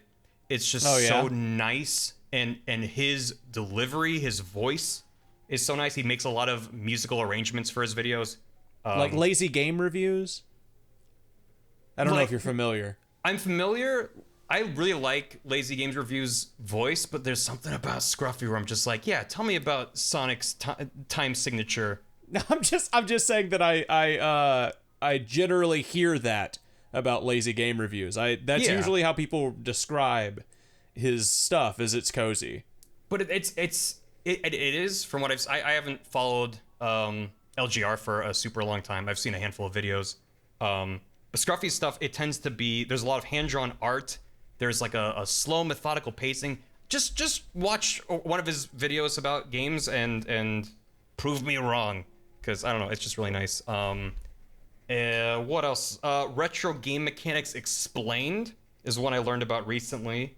They go very deep into retro game mechanics and explain them. They will literally be breaking down during this frame, this position in memory on the NES is doing this, and this speaks to the processing unit, and then that does this. It gets extremely technical, but it is fascinating if you have that sounds so relaxing to me as a person with a degree in IT. I'm gonna get you to send me some of these after the interview. Absolutely, that sounds so wonderful. And it's also great because it's not just like, I mean, he'll explain, here's how a sprite is rendered onto the screen frame by frame for like Mario 2, but the mystery, what he hooks you with is like, well, the way that the NES is set up, you're only supposed to have 3 colors in a sprite and transparency, so how do they get Mario's eyes to be white? What are they doing to make that happen? Well, first, and you just sit there and like an hour later, like, I understand nothing and I'm a moron. That's how Mario's eyes are white. Yeah. But it's like, maybe I picked up one thing. But he'll get into like, he did a video about how the Pokemon sprites are rendered in the original Game Boy games, and it's just fascinating. It's so cool. Even if you understand 10% of it like me, really recommend checking it out. And there's also a YouTube channel completely unrelated to video games that I learned about recently called Posy, Posy, and he makes videos about whatever he wants. He made a recent video about sine waves. He's made videos about light, the sun, LCDs, like literally anything he finds interesting. And it's just, there's something about the way he produces his content. He's a very small channel, so that's why I'm like, this is so weird and good. And I just love the way he delivers things, and his fascination with things is infectious. It's so satisfying. So sounds like stuff that I'd love. Like I said, I'm gonna get you to send me some of these if you don't mind. I'll just type them in our Discord chat because I will forget. Okay. Okay. Okay. Next question was your original life goals and how they've changed. What's your long-term goals for the future? Career-wise, I want to make a lot more YouTube content. I still have a billion ideas of things I want to do that I haven't gotten around to yet. And it's also the ideas I don't know that I have until I'm like, oops, let me make this. So I'm trying to get into a place. You know, it's an old adage of, with any kind of, I guess, work, let alone creative work, there's 3 corners to the triangle: good, fast, and cheap. And the answer, and I'm telling this terribly, pick 2. So you have good, fast, and cheap, you have to pick 2. So it can be good and fast, but it'll be expensive, or it can be fast and cheap, but it won't be good. Yep. And I, like a lot of content creators, lean into the good and cheap, which means it'll take a long time. And I've been wrestling with, well, what can I do? What is within my means to make content faster? Because I enjoy making content, I enjoy the process, and I know that there's people who enjoy my content, and it's just how do I overcome my own hurdles with like writing and stuff? And what can I do on the production end? Maybe bringing on help and having people actually help me. What can I do to do that faster? More long-term beyond that, I want to make games, because that is... Do you really? Where my heart is. I studied game design in college, which is how I learned the 3 things I repeat in all my videos. But yeah, I every now and then I'll boot up Unity and spend a couple weeks knocking around a prototype, and then I'm like, oops, I'm busy with things, and then it goes away, and I'm like, oh yeah, someday I'll have time for that. But forgot you had a life, didn't you? Yeah. Just had a little bit of time and decided to throw it all at Unity. Exactly. What were your like original goals before Grumps? Games. It was actually games. I wanted to work in the games industry in some capacity, ideally actually making stuff, rather than like, I work in biz dev for a games company. Like, if that's what it took, then I would probably have taken that job. But I wanted to be hands-on in some capacity. Did you ever apply for anything like that, or ever get to an interview in one of those types of companies? Well, I did. One of my odd jobs I worked while I was sort of wrapping up my college education and still trying to maybe stay in New York. I worked an unpaid internship for a company that was doing HTML5 games when that was starting to maybe be the hot next big thing. Yeah. I didn't do anything really related with games. I mostly worked designing spreadsheets for like how UI would work, which wasn't the most exciting work, but everyone there was cool. It just was like, I need to make money and also have experience that I think will, look good on a resume, rather than just, I did this for a few months. And then that was probably the closest I got to actually working with people who were making games. But I worked for AOL's, they had have a website. I don't even remember anymore. It was like games.com or game.com or something like that. And I did some back-end data work for them. They were moving their database from like one thing to another, and they needed hands on deck. Really? What did you actually get your degree in? So the short version is I graduated from the Gallatin School of Individualized Study at NYU. Oh, I see. Which is hipster college for I want to make my own degree. I am well aware. Okay. Not a lot of people are. Really? I have a friend who there's like one or two of those colleges in basically every state. I have one friend who just went to several of them. Mm-hmm. And he ended up getting a degree in something weird. He ended up in Japan. I don't even remember, man. That was such a strange thing. He went to some weird college in Arkansas, went to hipster college, made his own degree, and got some really, really weird stuff going on. I'm sorry, keep going on about Gallatin. That's fine. That's interesting. So I didn't know that school even existed. I applied and got into the College of Arts and Sciences, the main kind of liberal arts college at NYU. And after my first year there, I was like, I want to take business classes because I don't know what I want to do, but a business background sounds useful.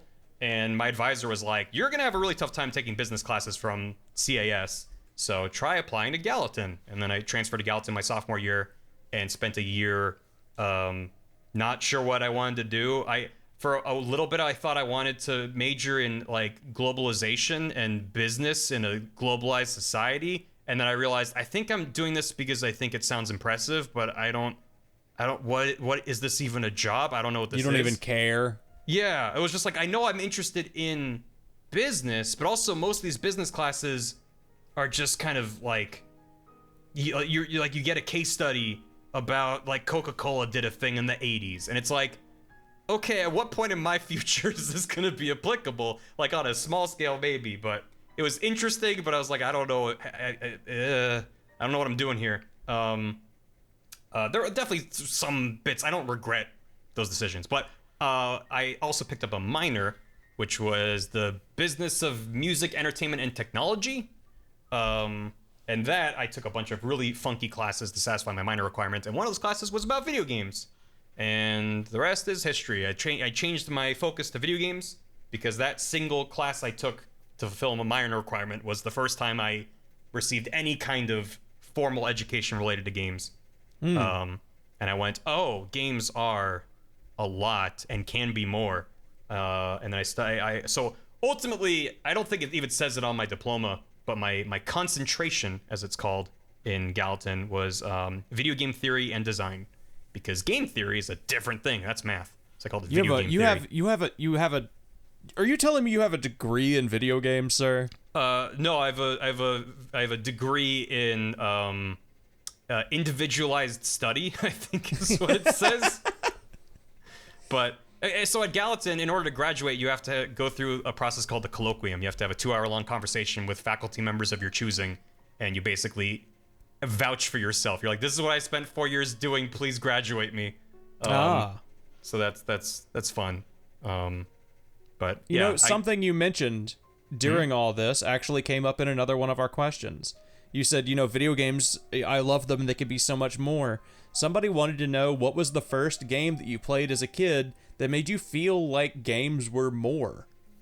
I wasn't a kid. I was in high school, but I think Shadow of the Colossus is probably one of the first games I played where it was like, I felt like, you know, Indiana Jones, this belongs in a museum. I was like, this is too good, and I'm scared of like what this means. That like something like this can happen in a video game and happens so seamlessly, it doesn't feel like it's trying to do anything. Because I'd played like artsy Flash games on Newgrounds, but those never really hit me in the sense of like, oh, I just had an experience that couldn't have been done anywhere else. I mean, I the other one I always bring up is Passage. That's a Flash game that that was one of the first games I played as well. It was around the same time as Shadow of the Colossus 2, like 2008 or 9 or something. And actually maybe 2007, whatever, it doesn't matter. Yeah, I'm like, no, it was earlier than that. Yeah, Shadow of the Colossus I think was 2006. I don't know, this is all like 50 years ago now. But yeah, right. Passage is hard to convey in words. It's basically like you're a guy going through a maze, and it represents life, and you start on the far left side of the screen, and there's tons of space in front of you, and as you move to the right, very slowly over like 10-15 minutes or so, your character moves from the far left to the far right, so you can no longer see as much in front of you, and then like parts of the game get blurry. And there's also a maze you can go through and collect stuff. But if you pick up a wife, you can no longer fit through the same parts of the maze. And I was just like, this is literally a video game version of life that is wordlessly conveying a lot of weird ideas. And I was fascinated with that for a long time. Well, I can't blame you. That I kind of want to go play it now. That sounds fascinating. Yeah, I don't know where you still could with Flash. Yeah, who knows? But yeah, because again, I played a lot of stuff that I was like, this is interesting and innovative, and I've never seen this before. But I think those two, I was just like, you can do a lot with video game mechanics in a certain context. I'm right there with you on Shadow of the Colossus. I loved that game. I still love that game. I still play it like every year. My wife even designed. My wife's an artist. She designed me a tattoo that I still haven't gotten, but it's just the symbol that all the colossi have, and then Wander, just his silhouette holding on to it like he does in the video game. She looked at some reference photos and sketched that up. I've still got to get that. I love that game, man. Yeah, I have no plans to get a tattoo, but I always felt like if I had to get a tattoo, yeah, I'd probably get that Shadow of the Colossus sigil on like a calf or something. I know, it's so good. A buddy of mine, Vernon, who worked with Game Grumps, and I believe still does, he has that tattoo. I'm like, damn. Does he really? Where'd he get it? Someone's done it. I don't remember. People tell me, like, I went here and got this tattoo, and I'm like, I don't. You've never had a tattoo, huh? No, that's not for me.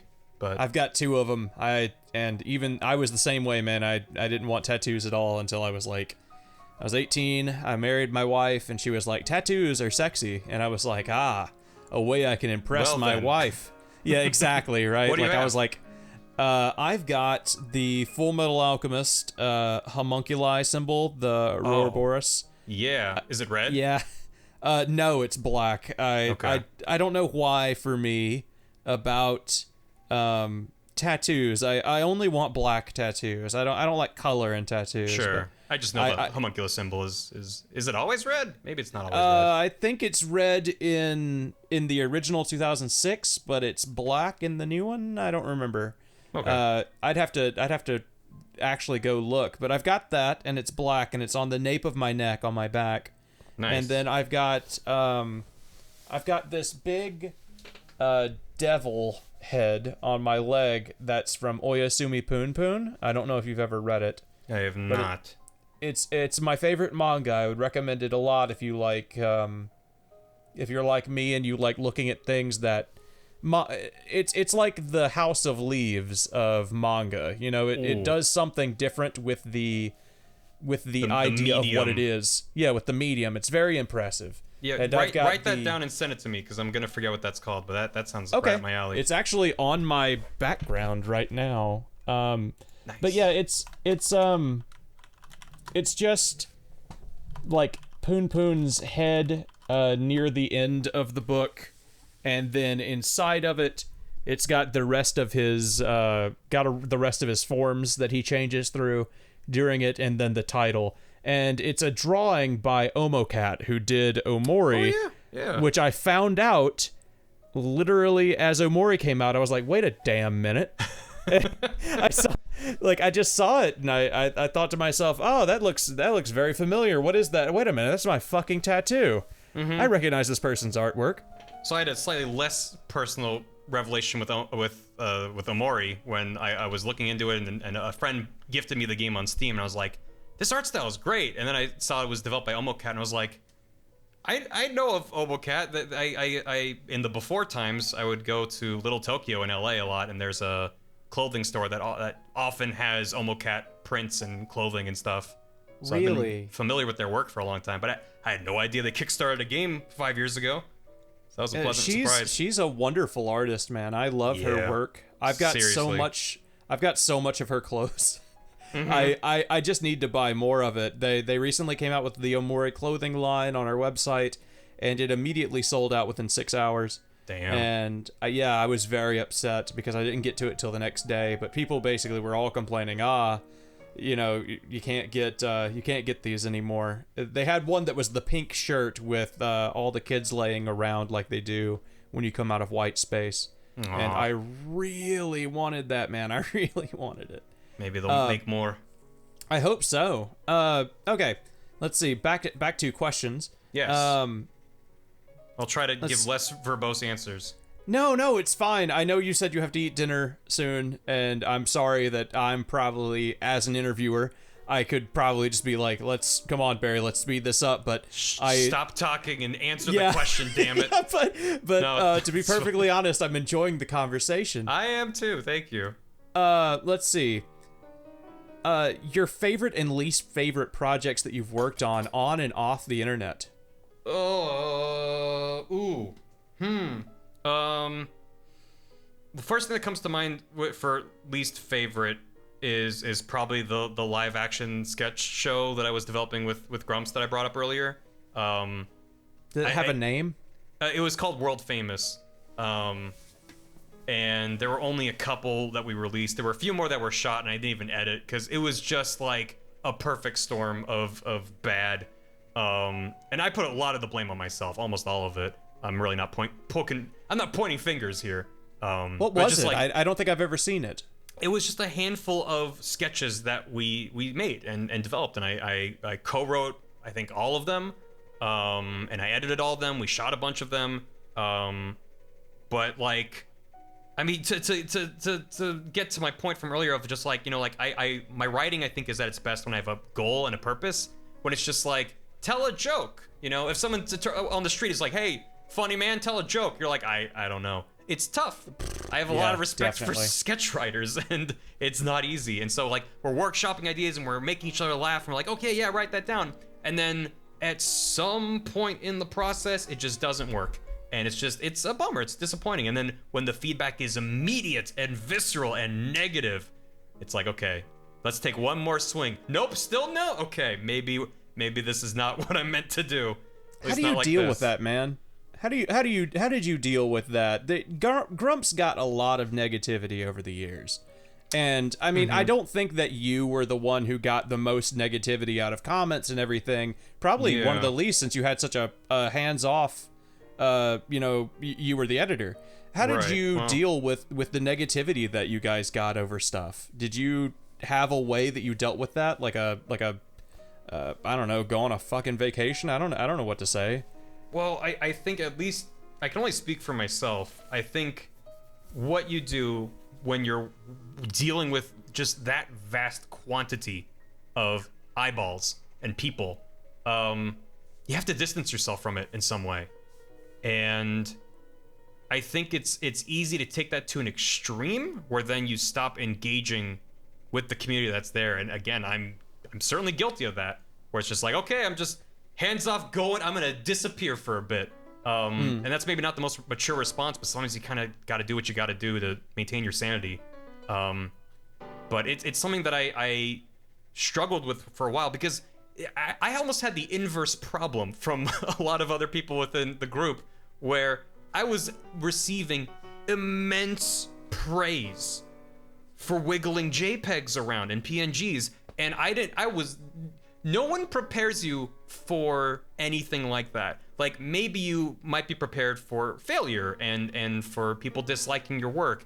Anyone who's made anything in their lives has had someone be like, that looks a bit shit. That just happens.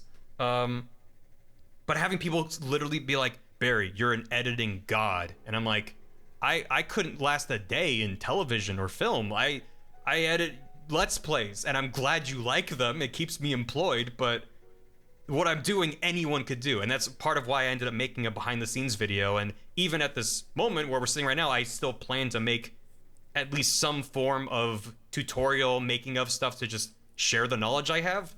Because it's largely self-taught and gleaned from dozens and dozens of hours of watching tutorials online.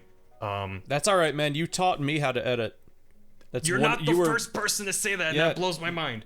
Well, yeah, I mean, it wasn't really that. It was more, I watched like 10 minutes of your video, right? Like, I think it got recommended to me on my front page or whatever, and I was like, cool, an editing thing. Barry does a lot of editing. He probably knows what he's talking about, right? And then you watch and you're like, he doesn't, but that means I don't either. We're on the same level.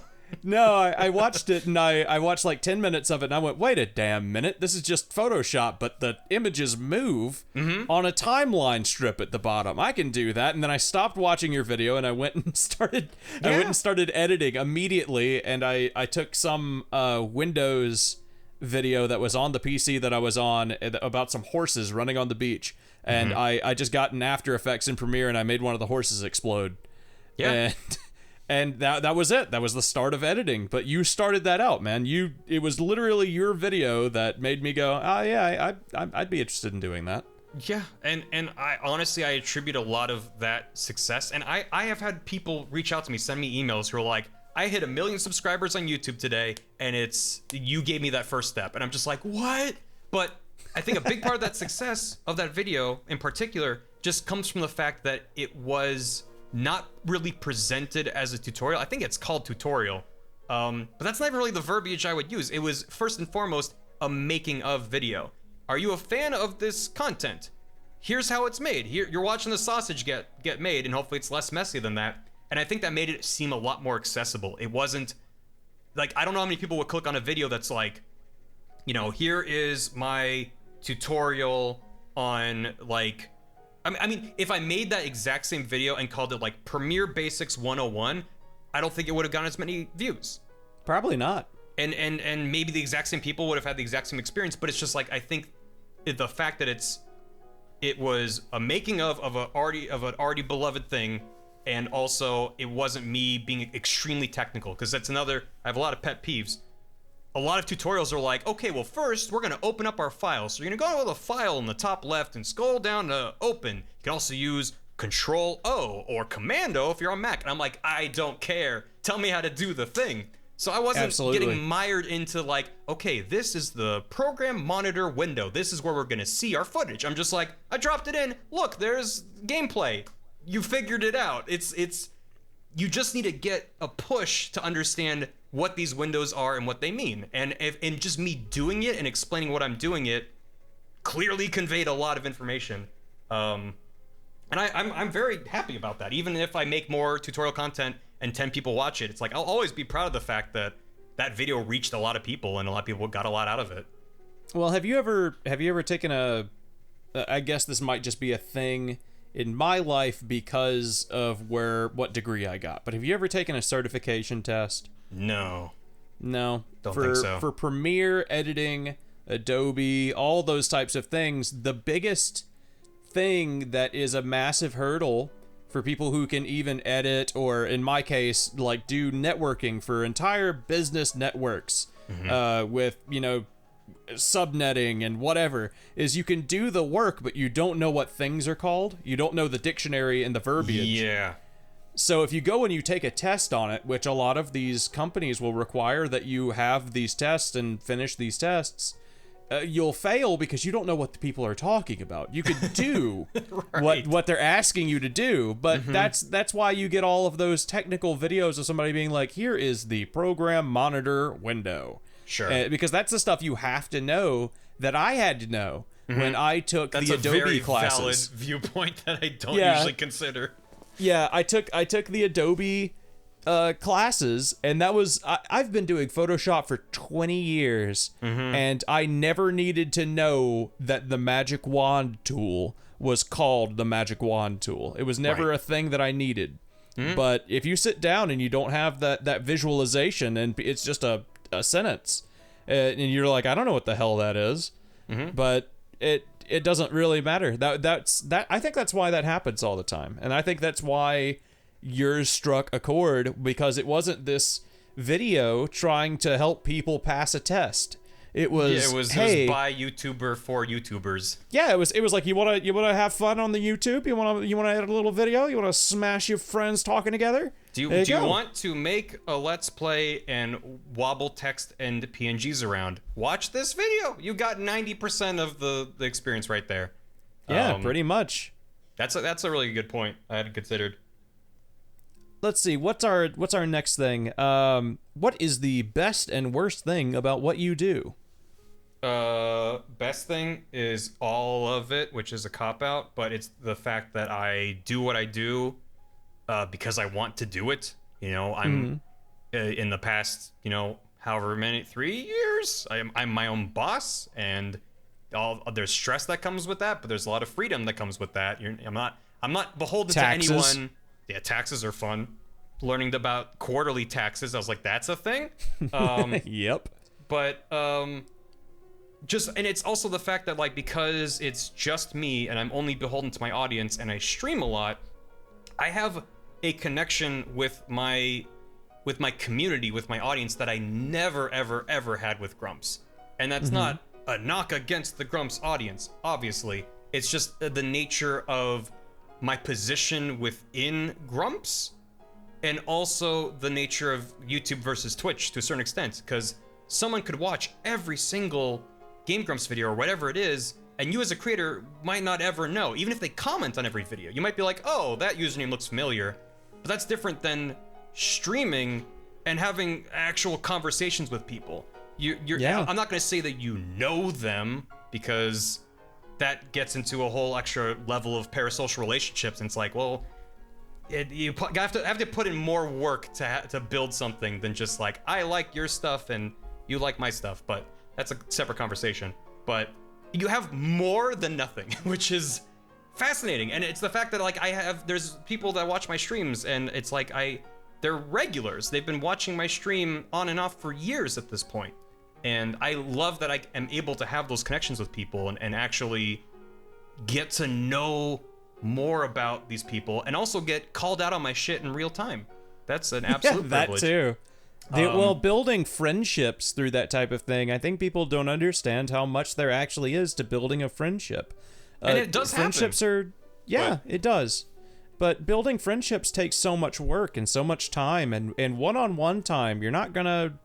You don't become somebody's best friend through being at their Twitch streams. It can't be one-sided, which it largely is just by its very nature. But I absolutely value all that, and it's also like the selfish answer too is like, well, it's mine because my successes are mine and my failures are mine. Whereas with Grumps, it's like, well, did this video I made about Skyward Sword blow up because it's good or because it has the word Grump in the channel name? Did you ever get worried about that when you struck out on your own, that maybe people would only care because you were the editor of Game Grumps? 1,000%, and that's also why I made conscious decisions to distance myself and be like, hey, it's not like, hey, this is my first stream by myself. Look, here's all the people you know. It was important to me. It's like I need to be able to stand on my own two legs, and if it doesn't happen, then it doesn't happen, and I'll figure something out. But none of your friends would have ever let that happen to you, man. I'm sure you know that. But it was just like for just like the kind of, how am I trying to put this? It's like the personal value judgment of like for the exact position I was in of being within this group and sort of going from silent, faceless, voiceless editor to a known entity within this group organically over many years, and enjoying so many of the benefits and not suffering a lot of the same consequences was a very weird position to be in. And what did you call that? The personal what? I don't even know what I just said. Did you say the personal value benefit? Value judgment, maybe, of just like what is my value? PVJ? Yeah, maybe. Sweet PV and J? But like what is not just my value within this group, but how much of my value is my own? And how much of my value... Did you deal with that a lot? Not every emotionally? day, but it's definitely the kind of thing that being away from that, it's like I said, like, did this succeed because of me? And that's not the most important question. I don't have such a massive ego that I'm like, this is mine, only mine. But after years and years and years, it is something that kind of built up within me of just like, I know there's things I want to do that I can do here, but I'm confident I can do on my own. And can that happen? And can I, be my own boss and basically run my own tiny business? And I don't know. I don't know what the original question was anymore. The best and worst things. Well, it had to be normal. It has to be normal for that to make you nervous. You were in such a scenario where you were in the back of a very large thing, and I'm sure you saw what it did to. I mean, you saw what it did to Dan's life. Dan went from who he was before Grumps until now, and the same thing, I suppose, technically happened to you. You saw this to a lesser extent because he's more at the face of things, but certainly there was no way you were making it through that without thinking about to yourself a couple of times, how much of this is me, how much of this matters because I did it, or is it because I'm attached to the brand? Yeah, and it's also it gets back to that distancing from the negativity as well as the success I was talking about earlier. That for a lot of time I didn't claim any credit for my own successes internally. People were telling even me that Bergie? Well, so that's the other thing is like people associate things like Bergie and Wolfjob with me.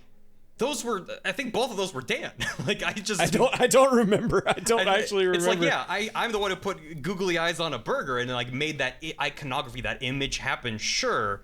But I didn't invent those ideas, I delivered them. So I'm not saying I take zero credit, but it's like with Wolfjob, I censored a graphic image of a wolf and a man and put it on a screen. And then, but it's because of the catchphrase, as it were, the Barry put out the Wolfjob. Like, people say that to me and I'm like, hey man, I had to put it as the number one question. it was the top one. I was like, well, somebody wants to say Wolfjob. I'll ask him about Wolfjob. Yeah, and it's not something I'm like, oh, don't ask me about Wolfjob. It's like I want to convey, because I think it's fascinating to hear it from other people, and to have lived it, it's doubly fascinating. Of just like your relationship to this content is different.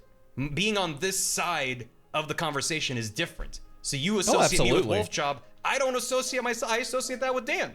He's the one who originally showed me his phone. Was like, look at this dumb thing my friend sent me, and then it becomes the thing. Was it not a thing that was sent around your group of friends? Were you not just texting it to one another? Or am I misremembering? No, Dan got it. It was a running joke with his job before he went full time with Grumps and NSP. He had a group of friends that's there. They were all wonderful. sharing it around. Doing a wolf job for his job. Yep. I see. You know what? We didn't answer. What was your favorite project on and off the net? I'm gonna say the Kingdom Hearts video, and I think the big part of that is because I was able to work with a lot of friends on that video. The original stream that I did that started that whole mess was with my friend Gam. He goes by Gamlord. He was one of the 2 people I did Bloodborne with. So it's the fact that he was my Kingdom Hearts expert. And actually, there was an article written on some blog that referred to him as a Kingdom Hearts expert, which we both found hilarious. And people are very quick to point out the inaccuracies and things he said wrong in that stream. And it's like... Imagine if that were your title. Imagine if that was your job Kingdom title. Hearts expert. Excuse me. But I am a Kingdom Hearts expert. He is a wonderful person and a dear friend. But being able to, like, not only come up with dumb jokes, but then, like, send that script to him, and he would write an essay about how time travel works in Kingdom Hearts. And I'm like, I'm not changing a single sentence about what I wrote, but now I'm gonna have what you wrote fly by on the screen if anyone wants to pause and be like, wait, how does time travel work? It's just like that kind of collaboration, which I don't usually get in my video production. And on top of that, I have another friend who goes by Deer, and they made a lot of the background. They did all the backgrounds. And by the end of the production, I was crunching so hard to get it done by the time 3 came out, because I was terrified about doing 3. I was like, I've been working so hard on this video, I don't want to include 3 in this video as well. I ended up doing a follow-up video about Kingdom Hearts 3. By the time I was like, I'm done after this. I just want to sum everything up to 3. That's the purpose. So I said before, I like having a purpose to drive towards. The purpose of that video was, I want to save you the hours of my life that I had to spend to understand what this story is. We getting any more of those? Any more good enough summary videos? I don't know. I don't, at this moment, have an idea. So, I guess this is my new catchphrase now. I like having that purpose to move towards. I could absolutely right now start writing a good enough summary of Metal Gear or Zelda or whatever it is. But those are a lot of the requests I've gotten, those are series I'm a fan of. And I think it's the fact that I don't care about Kingdom Hearts that gave it the energy that it has. And it's also the fact that it's so uniquely weird and convoluted that it's fascinating to learn about if you're not already invested. And you a big Metal Gear guy? Yeah, I like Metal Gear. My favorite series. Yeah. So I have to disagree with you. I think you could do... But most Metal Gear games are... Here's the rogues gallery are trying to do a thing and Snake stops them. Nanomachines and stuff obfuscate it, and there's turns. But the thing is, with Kingdom Hearts, I tried to strip out all the twists and turns as much as I could and be like, here is what happened. Disney Worlds don't matter. We're moving on. Lingering Will, not even gonna mention it. Oops, it showed up in 3, not mentioning it either then that too. It doesn't matter. I don't care. I love Metal Gear. I've played them a lot, so I'd be like, well, you gotta mention the time when, like, the wolves pee on Snake's box so then the other wolves don't get mad at him. It's like... the random shit that I know from the games, I would want to include because I'm a fan of them and I enjoy them. And to me, that's not what the Kingdom Hearts video was about. And I think that's why... Yeah, it was about your friend saying it. It was about my friend saying it and then me reinterpreting that into a way that an alternate timeline me would understand and care about. Because it's like, yeah, why are you explaining to me, like, about what Peter Pan did? I don't care. Tell me about what Sora's quest is. And it's like, okay, well, that's like 2 words, I guess. I'm like, okay, then that's all you needed to say. And I watched... This other reason why I made that video is because there were so many videos that I watched that were summarizing Kingdom Hearts, and they were either A, entirely joke content, just this is how absurd and ridiculous it is, and nothing matters, and hearts and darkness and blah, blah, blah. And they're very funny videos. I'm not saying they're bad, but I was like, I'm actually trying to learn. And the other side was, here is the, hour-long breakdown of beat by beat, chronological order. We're starting Here is the program viewing window. We're starting with Union Cross, which is like 100 years before Sora. I'm like, no, start with Sora. That's what I know. That's why I'm here. So I try to make the video that I wished existed. And it's like, yeah, I could take that format and do it for other games and franchises, but unless I have like a purpose behind it, I don't think it'd be anything more than just like, remember when this happened? Here's a funny thing. And I'm not saying that'd be a bad video. I would rather do something different. So like, I don't want to get into specifics because I have an idea that I'm workshopping of something I might do after this maybe Ghost of Tsushima video. But I think it would have kind of the similar vibe, but it would be not a good enough summary, but just like, we're using this property to tell jokes, because I do want to do more stuff like that. But part of it is also just the fear of like... you had so much passion. There was you had so much passion behind the Kingdom Hearts one. Yeah, because I was fascinated and infuriated by it. But so much of that just turned into, like, I don't care about any of it. I'm not invested, so I can be ruthless and just gut this fish and just be like, nothing is left but the husk, and if you're a fan of this, please don't be mad at me. And instead, a lot of fans were like, no, that's pretty accurate, you just forgot this part. And I'm like, okay. Do you have another thing that you're that passionate about, that you're that frustratingly passionate about? I'm frustrated about a lot of things, especially in gaming culture. It's just a question of, can I turn this into a video without pissing off myself and everyone else? But I think at the end of the day, it's like I am very proud of that video. I'm very happy with how it turned out. I didn't make too many compromises on my initial vision for it. And it clearly found an audience. So it's like, on the one hand, I'd be nuts to not make more of it. But on the other hand, it's like, for myself, I want it to be worth something, even if it's a jokey video that doesn't matter. I don't want it to just be like, hey, like that video was a success, so now that's all I'm gonna do. I'm gonna become the good enough summary guy, and just give me like what's gonna be next time. Like, leave a comment, tell me what it is. Scott Falco. I mean, I don't want to. I live in a glass house. I'm not gonna start throwing rocks, right? Well, that's not what I'm saying. I'm not saying Scott Falco's bad. No, I'm just saying he's stated several times that the Side of Salt series wasn't exactly supposed to be his main shtick. People loved it so much that he felt like he had to make more, and that it got to him. It actually got to him, and I don't want to see that happen to you. And I understand what you're saying. I appreciate it. You don't want to be the good enough summary guy. Well, it's like, on the one hand, you can't control other people. You can't control the labels they put on you or the nice or mean things they say about you, but it's just like, I'm in a position where I am so privileged. Like, I am fully sustainable off of streaming. YouTube is because I enjoy doing it, and as a result, I can make exactly what I want to make.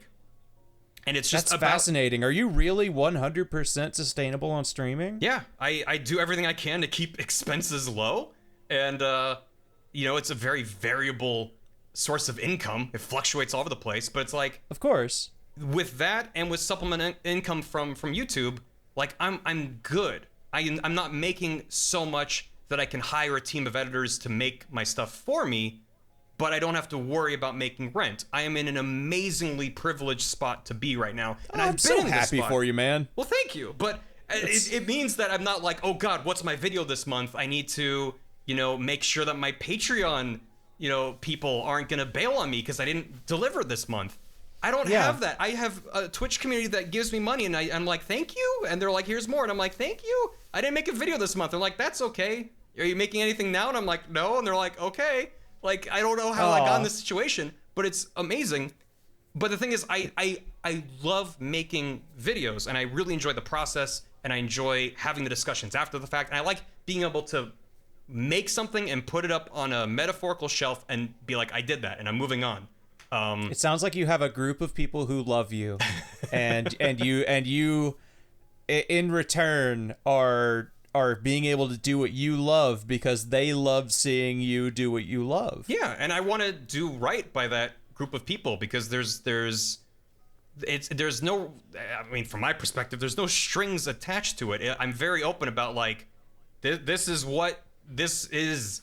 If you want to subscribe, if you want to cheer bits or donate or whatever, like, you're deciding to do that and you're supporting me. You're letting me keep doing this. But, I think of all the friends I have who have things like Patreon, and typically it's like, hey, you are at this tier, you get these rewards. There's a transaction that's taking place there, and I don't even have that small amount to worry about. I'm in a place where it's like I can do whatever I want. I just can't break the bank doing it.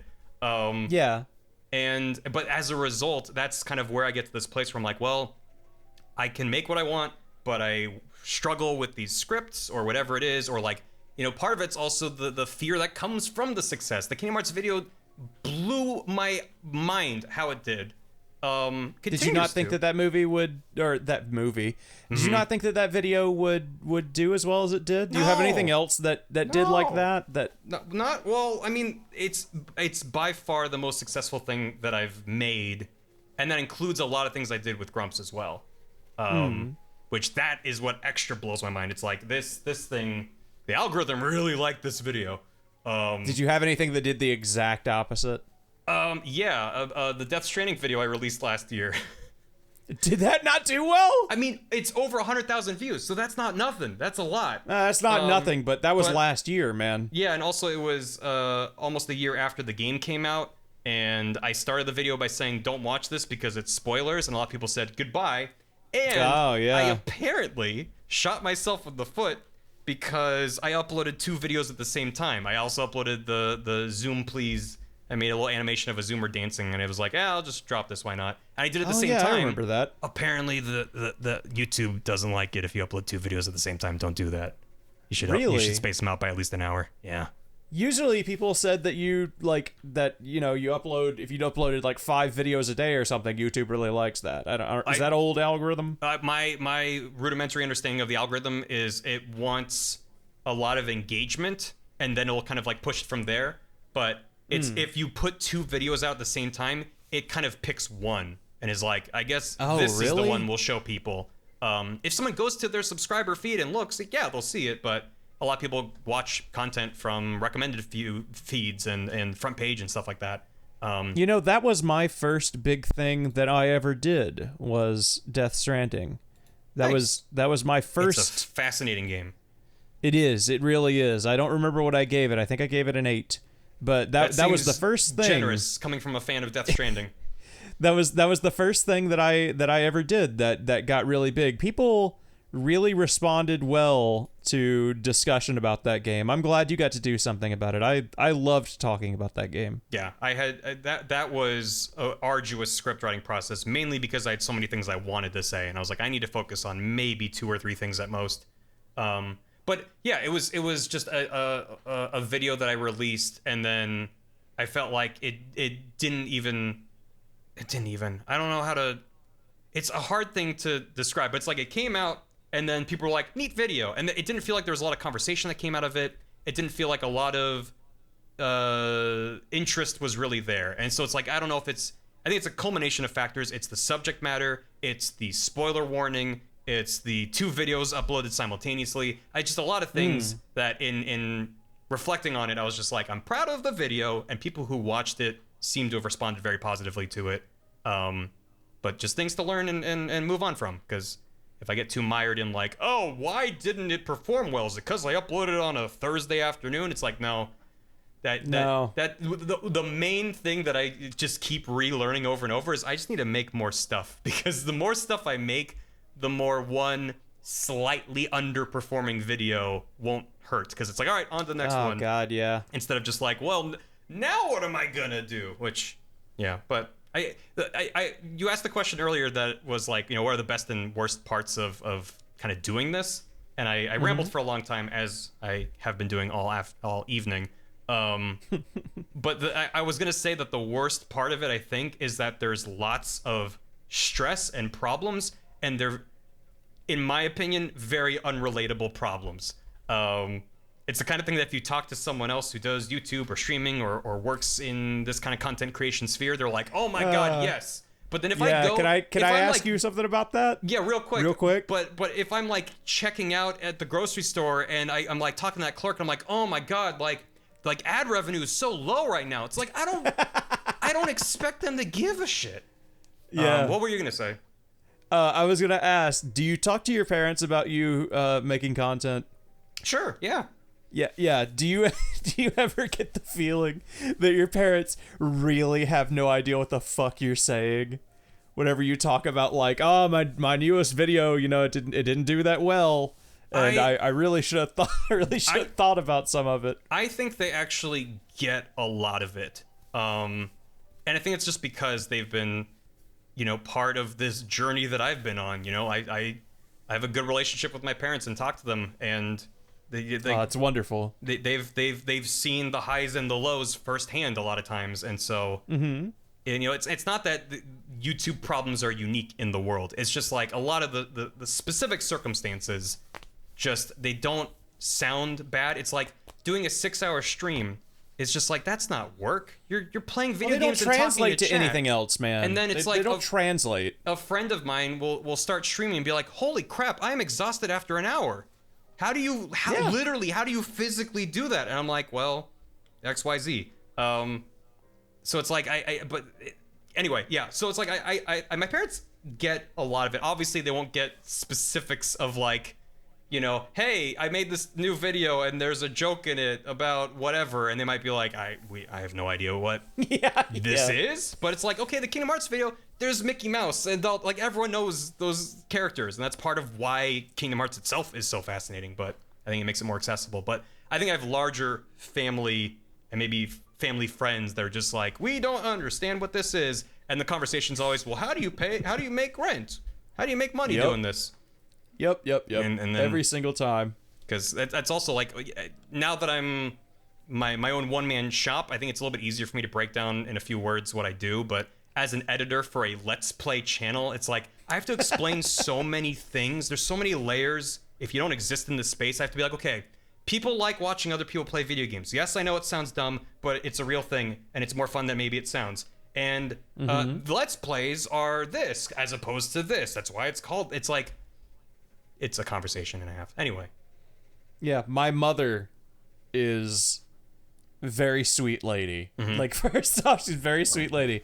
But if I ever start talking about performance of anything relating to my channel, I can tell her eyes just glaze over. She has no idea what the hell I'm talking about. Right. And she will just be like, "That's very nice, sweetie. That's wonderful." Or, you know, "I'm so sorry that happened to you. Would you like some coffee?" Yeah. Like, she has no way to continue the conversation. And I was like, I wonder if that's just a my life thing. Well, with you know what? With my folks, it's typically like I released this video and it didn't do as well as I was hoping, but people like it. Or it's, this video did crazy well and it's everywhere, and I'm getting like all these weird tweets of like, you know, I watched this with my family and we love it. I'm like, okay. And it's always just like, that's excellent, or we're sorry to hear that, so what are you doing next? They're very encouraging in that sense of just like, all right, what's next for you? You're done with that? On to the next thing, right? So my parents always get confused about why people would watch the thing that I do. I'm confused about why people watch the things that I do. I know. My parents are like, "Oh, you're making you know, I'll explain a project to them, be like, "Oh, you're making that? Do people want to see that? Will people watch that?" Is that a thing? One of my like weird fondest memories from my time with Grumps was we were at a convention. I want to say it was a PAX, and we were doing a signing. So people are lining up, and we're behind tables with a box full of Sharpies, and we're signing the most random crap that people have on them. And the first time that happened, I literally just dreamed about faces, because it was just like, I've never made eye contact with this many people in a day in my life ever. Really? It was beyond surreal. And it might have been that same time, or it might have been like the second time I joined a signing. And it was someone's mom who had taken their child to this event, which I'm always so stoked when I see a parent bring their child to that kind of event. I'm like, you are the best parent. That is so cool. Your kid might be jumping out of their skin embarrassed, but like, it's so cool that you're supporting your kid's interests. But absolutely, this mother just took on this tone with me, and she was just like don't get a big head about this. Remember, like, you could be on this side of the table just as easily. And I was like, lady, I have no idea why I'm on this side of the table in the first place. So thank you for your concern, but I don't think about myself the way I think you think I think about myself. Oh, that's so weird. It was really weird, but it tickled me to know she got like haughty with you? Yeah. That's so weird. Would she do that? I mean, like, the only thing that comes to my mind is, like, would she have done that to Tom Hanks? I don't know. Like, would she have done that to, like, anybody? No, would she have done that to Tom Hanks' editor? That's the question. Yeah, would she have done that to Tom Hanks' editor? Like, hey, I really enjoyed Catch Me If You Can. Hey, editor, don't get a big head over this, all right? It's a good movie, yeah, but all right. come on. It's okay. like, I'm a cog in the wheel for the most part, ma'am. I don't know what to tell you. Would she have done it to John Williams? You know, like what is the level of individual that it has to be? This just a fad, so don't get a big head. It's like, listen, exactly. I don't think it's a bad message if you're talking to someone who does think that their farts don't stink, but I don't know. It was just funny to me. Don't you worry, mister. This space trek is not. It's not as big. It's not going to stick around for as long as I think that you think it will. Yeah, westerns are coming back, so... Yeah, exactly. You just wait. So, you know, we've been going for like 2 hours and like 15 minutes. Yes. I'm so sorry to have kept so much of your time. I've really enjoyed it. I'm glad that you have, but I need to give you time to eat. I've got to cook something myself. So I'm just we'll do one last question, and then maybe we can hang out some other time. Hell yeah. But, so the last thing I want to ask is what I thought was probably one of the most interesting questions and like deeper questions, which was, what would you change about your life? I'm going to give another non-answer, which is nothing. Okay. You wouldn't change a single thing? So This is getting like into headier territory, so I'll try to keep it brief. I consider myself. Don't worry about it. But yeah, I consider myself more of a realist than an optimist, which is maybe why it manifests as anxiety and worry. But I think of my past, and I try not to regret things, because for me, what matters, and it's a hokey cliche, but it's like you have to learn from your mistakes. The only time I would regret something is if I made the same mistake twice. As long as I'm moving forward and, you know, making the best decisions I can in that moment, yeah, maybe it wasn't the right call, but I made that decision at that time to the best of my knowledge. I'm not the most impulsive person, so usually for me to make a decision, it required a fair amount of thought. So yeah, is there part of my life that I'm like, that sucked? Maybe I wish that didn't happen. Yeah, I'm a human being. I've existed on this planet, but absolutely. I think of just where I'm at right now. As I've said before, I consider myself very, very, very lucky, not just to be able to do what I do, but like as I said, that the fact that I'm sustainable doing it, and that is such a gift. And then to have the positives that come from that, and just from existing in this world and existing in a part of the internet that isn't, you know, just finger pointing and like drama. Like, again, I live in a glass house. I don't like throwing rocks, but like there's a lot of content on YouTube that is focused on what's the drama of the day, what's the big thing we're all mad about. And it's like, I can make a video about a game that no one's talking about anymore, and maybe 100,000 people watch it, which is insane. And then I see that, I'm like, could have done better. Like, what kind of crazy world am I living in? Yeah, it's true. So it's like, I don't always necessarily believe that the ends justify the means, but it's like, I'm in a place where I'm so fortunate to be, and I don't keep making the same mistakes over and over, hopefully. So I wouldn't change things. There's things I wish didn't happen, sure, but that's not how I like to look at my past. I'm just like, well, how can I learn from that and move with it? Because if it didn't happen, then what if that same exact scenario just happened later in my life, and then I didn't know how to respond to it? Like, it just becomes a nightmare. So, would you say that you're the happiest you've ever been? Yep. Yeah. Yeah. I mean, this past year notwithstanding, I think, you know, again, it's like, I'm able to work from home, and that's such a gift right now. I'm so happy. Like, that, just hearing that makes me so happy. I love hearing people say that they're happy. Yeah. And hearing that you're at the best place in your life that you've ever been in is really just wonderful for me to hear. Thank you. Absolutely. I'm happy where I'm at, and I'm also excited about the future. And it's it's been a bumpy road, and it's also part of, I think, what has made my experience so unique is that I was behind the scenes for so long, especially, particularly within Game Grumps, and it gave me this perspective of being in the car but not in the driver's seat, and just seeing people like throw eggs at the driver or whatever it is, and it's like I can just learn from this experience from being so close to it, and then try to apply that to my own life within and then without that group. And I think it's just given me a lot of interesting perspective of just watching friends, not just within Game Grumps, just other YouTube friends struggling with insecurities and issues. And like I've had friends tell me like, oh, or just colleagues of just like, once this video hits this number of viewers, or once my channel gets this many subscribers, like then these things will happen, or then I'll feel this certain way. And it's like, you have to learn to be satisfied with what you have. Not maybe not satisfied is the right word, but I think that it's okay to always want more, but you should do what you can to be grateful for what you have. Which Absolutely. is easy for me to say from my place of privilege, but I think there are a lot of scenarios where that is true to a certain extent.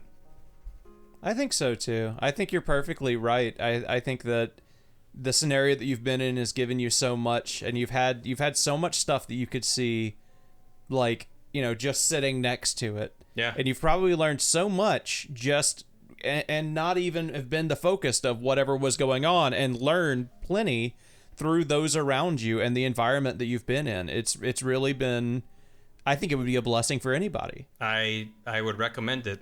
Get hired by your friends and work with them for 5 years, and then do your own thing and be successful doing it. Success 101. suppose, get very lucky and then run with the ball. You should do I was gonna say you should do another tutorial the same way you did with Premiere. Just do that one. Me, like, oh, how do I get into YouTube? And like, it's like I there's no answer to that, man. I got so lucky by my scenario, and like again, I talked about earlier how I didn't internalize that success for a long time, because I was like, anyone could have done what I did.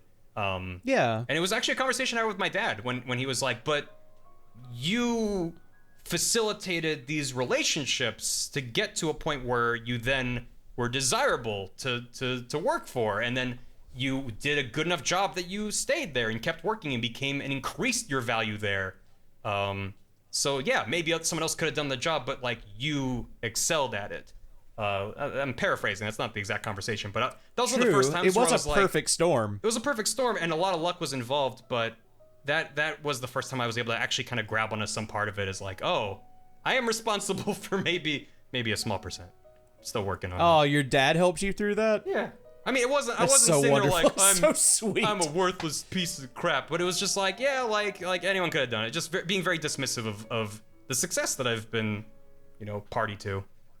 Mm-hmm. And that's so sweet that your parents, like, that your dad helped you through that. That's so wholesome. But again, it was also partially a defense mechanism of like, you've gone in the span of a few months from, I don't have a job and I don't have an apartment, I have to move back home with my parents, to a few months later being told by thousands of people through your phone, because your friends are at a convention and people are screaming your name and saying that you're amazing. Did you have to move back in with your parents? I did for like a week. Really? And then it was like immediately. And then Game Grumps just flew off? Pretty much. It was very quick. That's wonderful for you, man. That's fascinating. I never realized that happened so quickly for you guys. Yeah. I mean, as I mentioned, I was actually still working an East Coast job while I was still back in California for a bit. So it's crazy to think about. And it feels like yesterday and 20 years ago. Does it really? Yeah. I wouldn't doubt that one bit. With how much work you did, and how much of that must have just felt like average everyday stuff. It can all definitely feel like yesterday, and then some of it, like, I mean, when's the last time you actually had to edit a Let's Play? Yeah, late 2017. Yeah, so you're just like, yeah, that was probably that must feel like forever ago. Yeah. Well, man,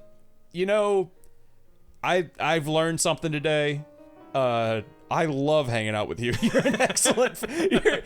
You're great to talk to. I love hanging out with you. Same to you. Thank you. That means a lot. Well, we should wrap this up. Yes. I'm literally melting through the floor. Same. I'm going far, far away now. The microphone is getting far away from my face. Goodbye. And I'm drifting into Farewell. the ethereal plane. Good luck with that. Good. I'm going over on the white boat. Yep. With Gandalf. You're opening the I'm opening the gates to oblivion. Yep. Goodbye. Goodbye.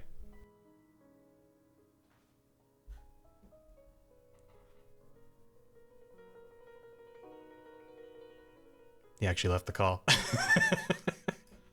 Bye. That was a lot of fun. Thanks.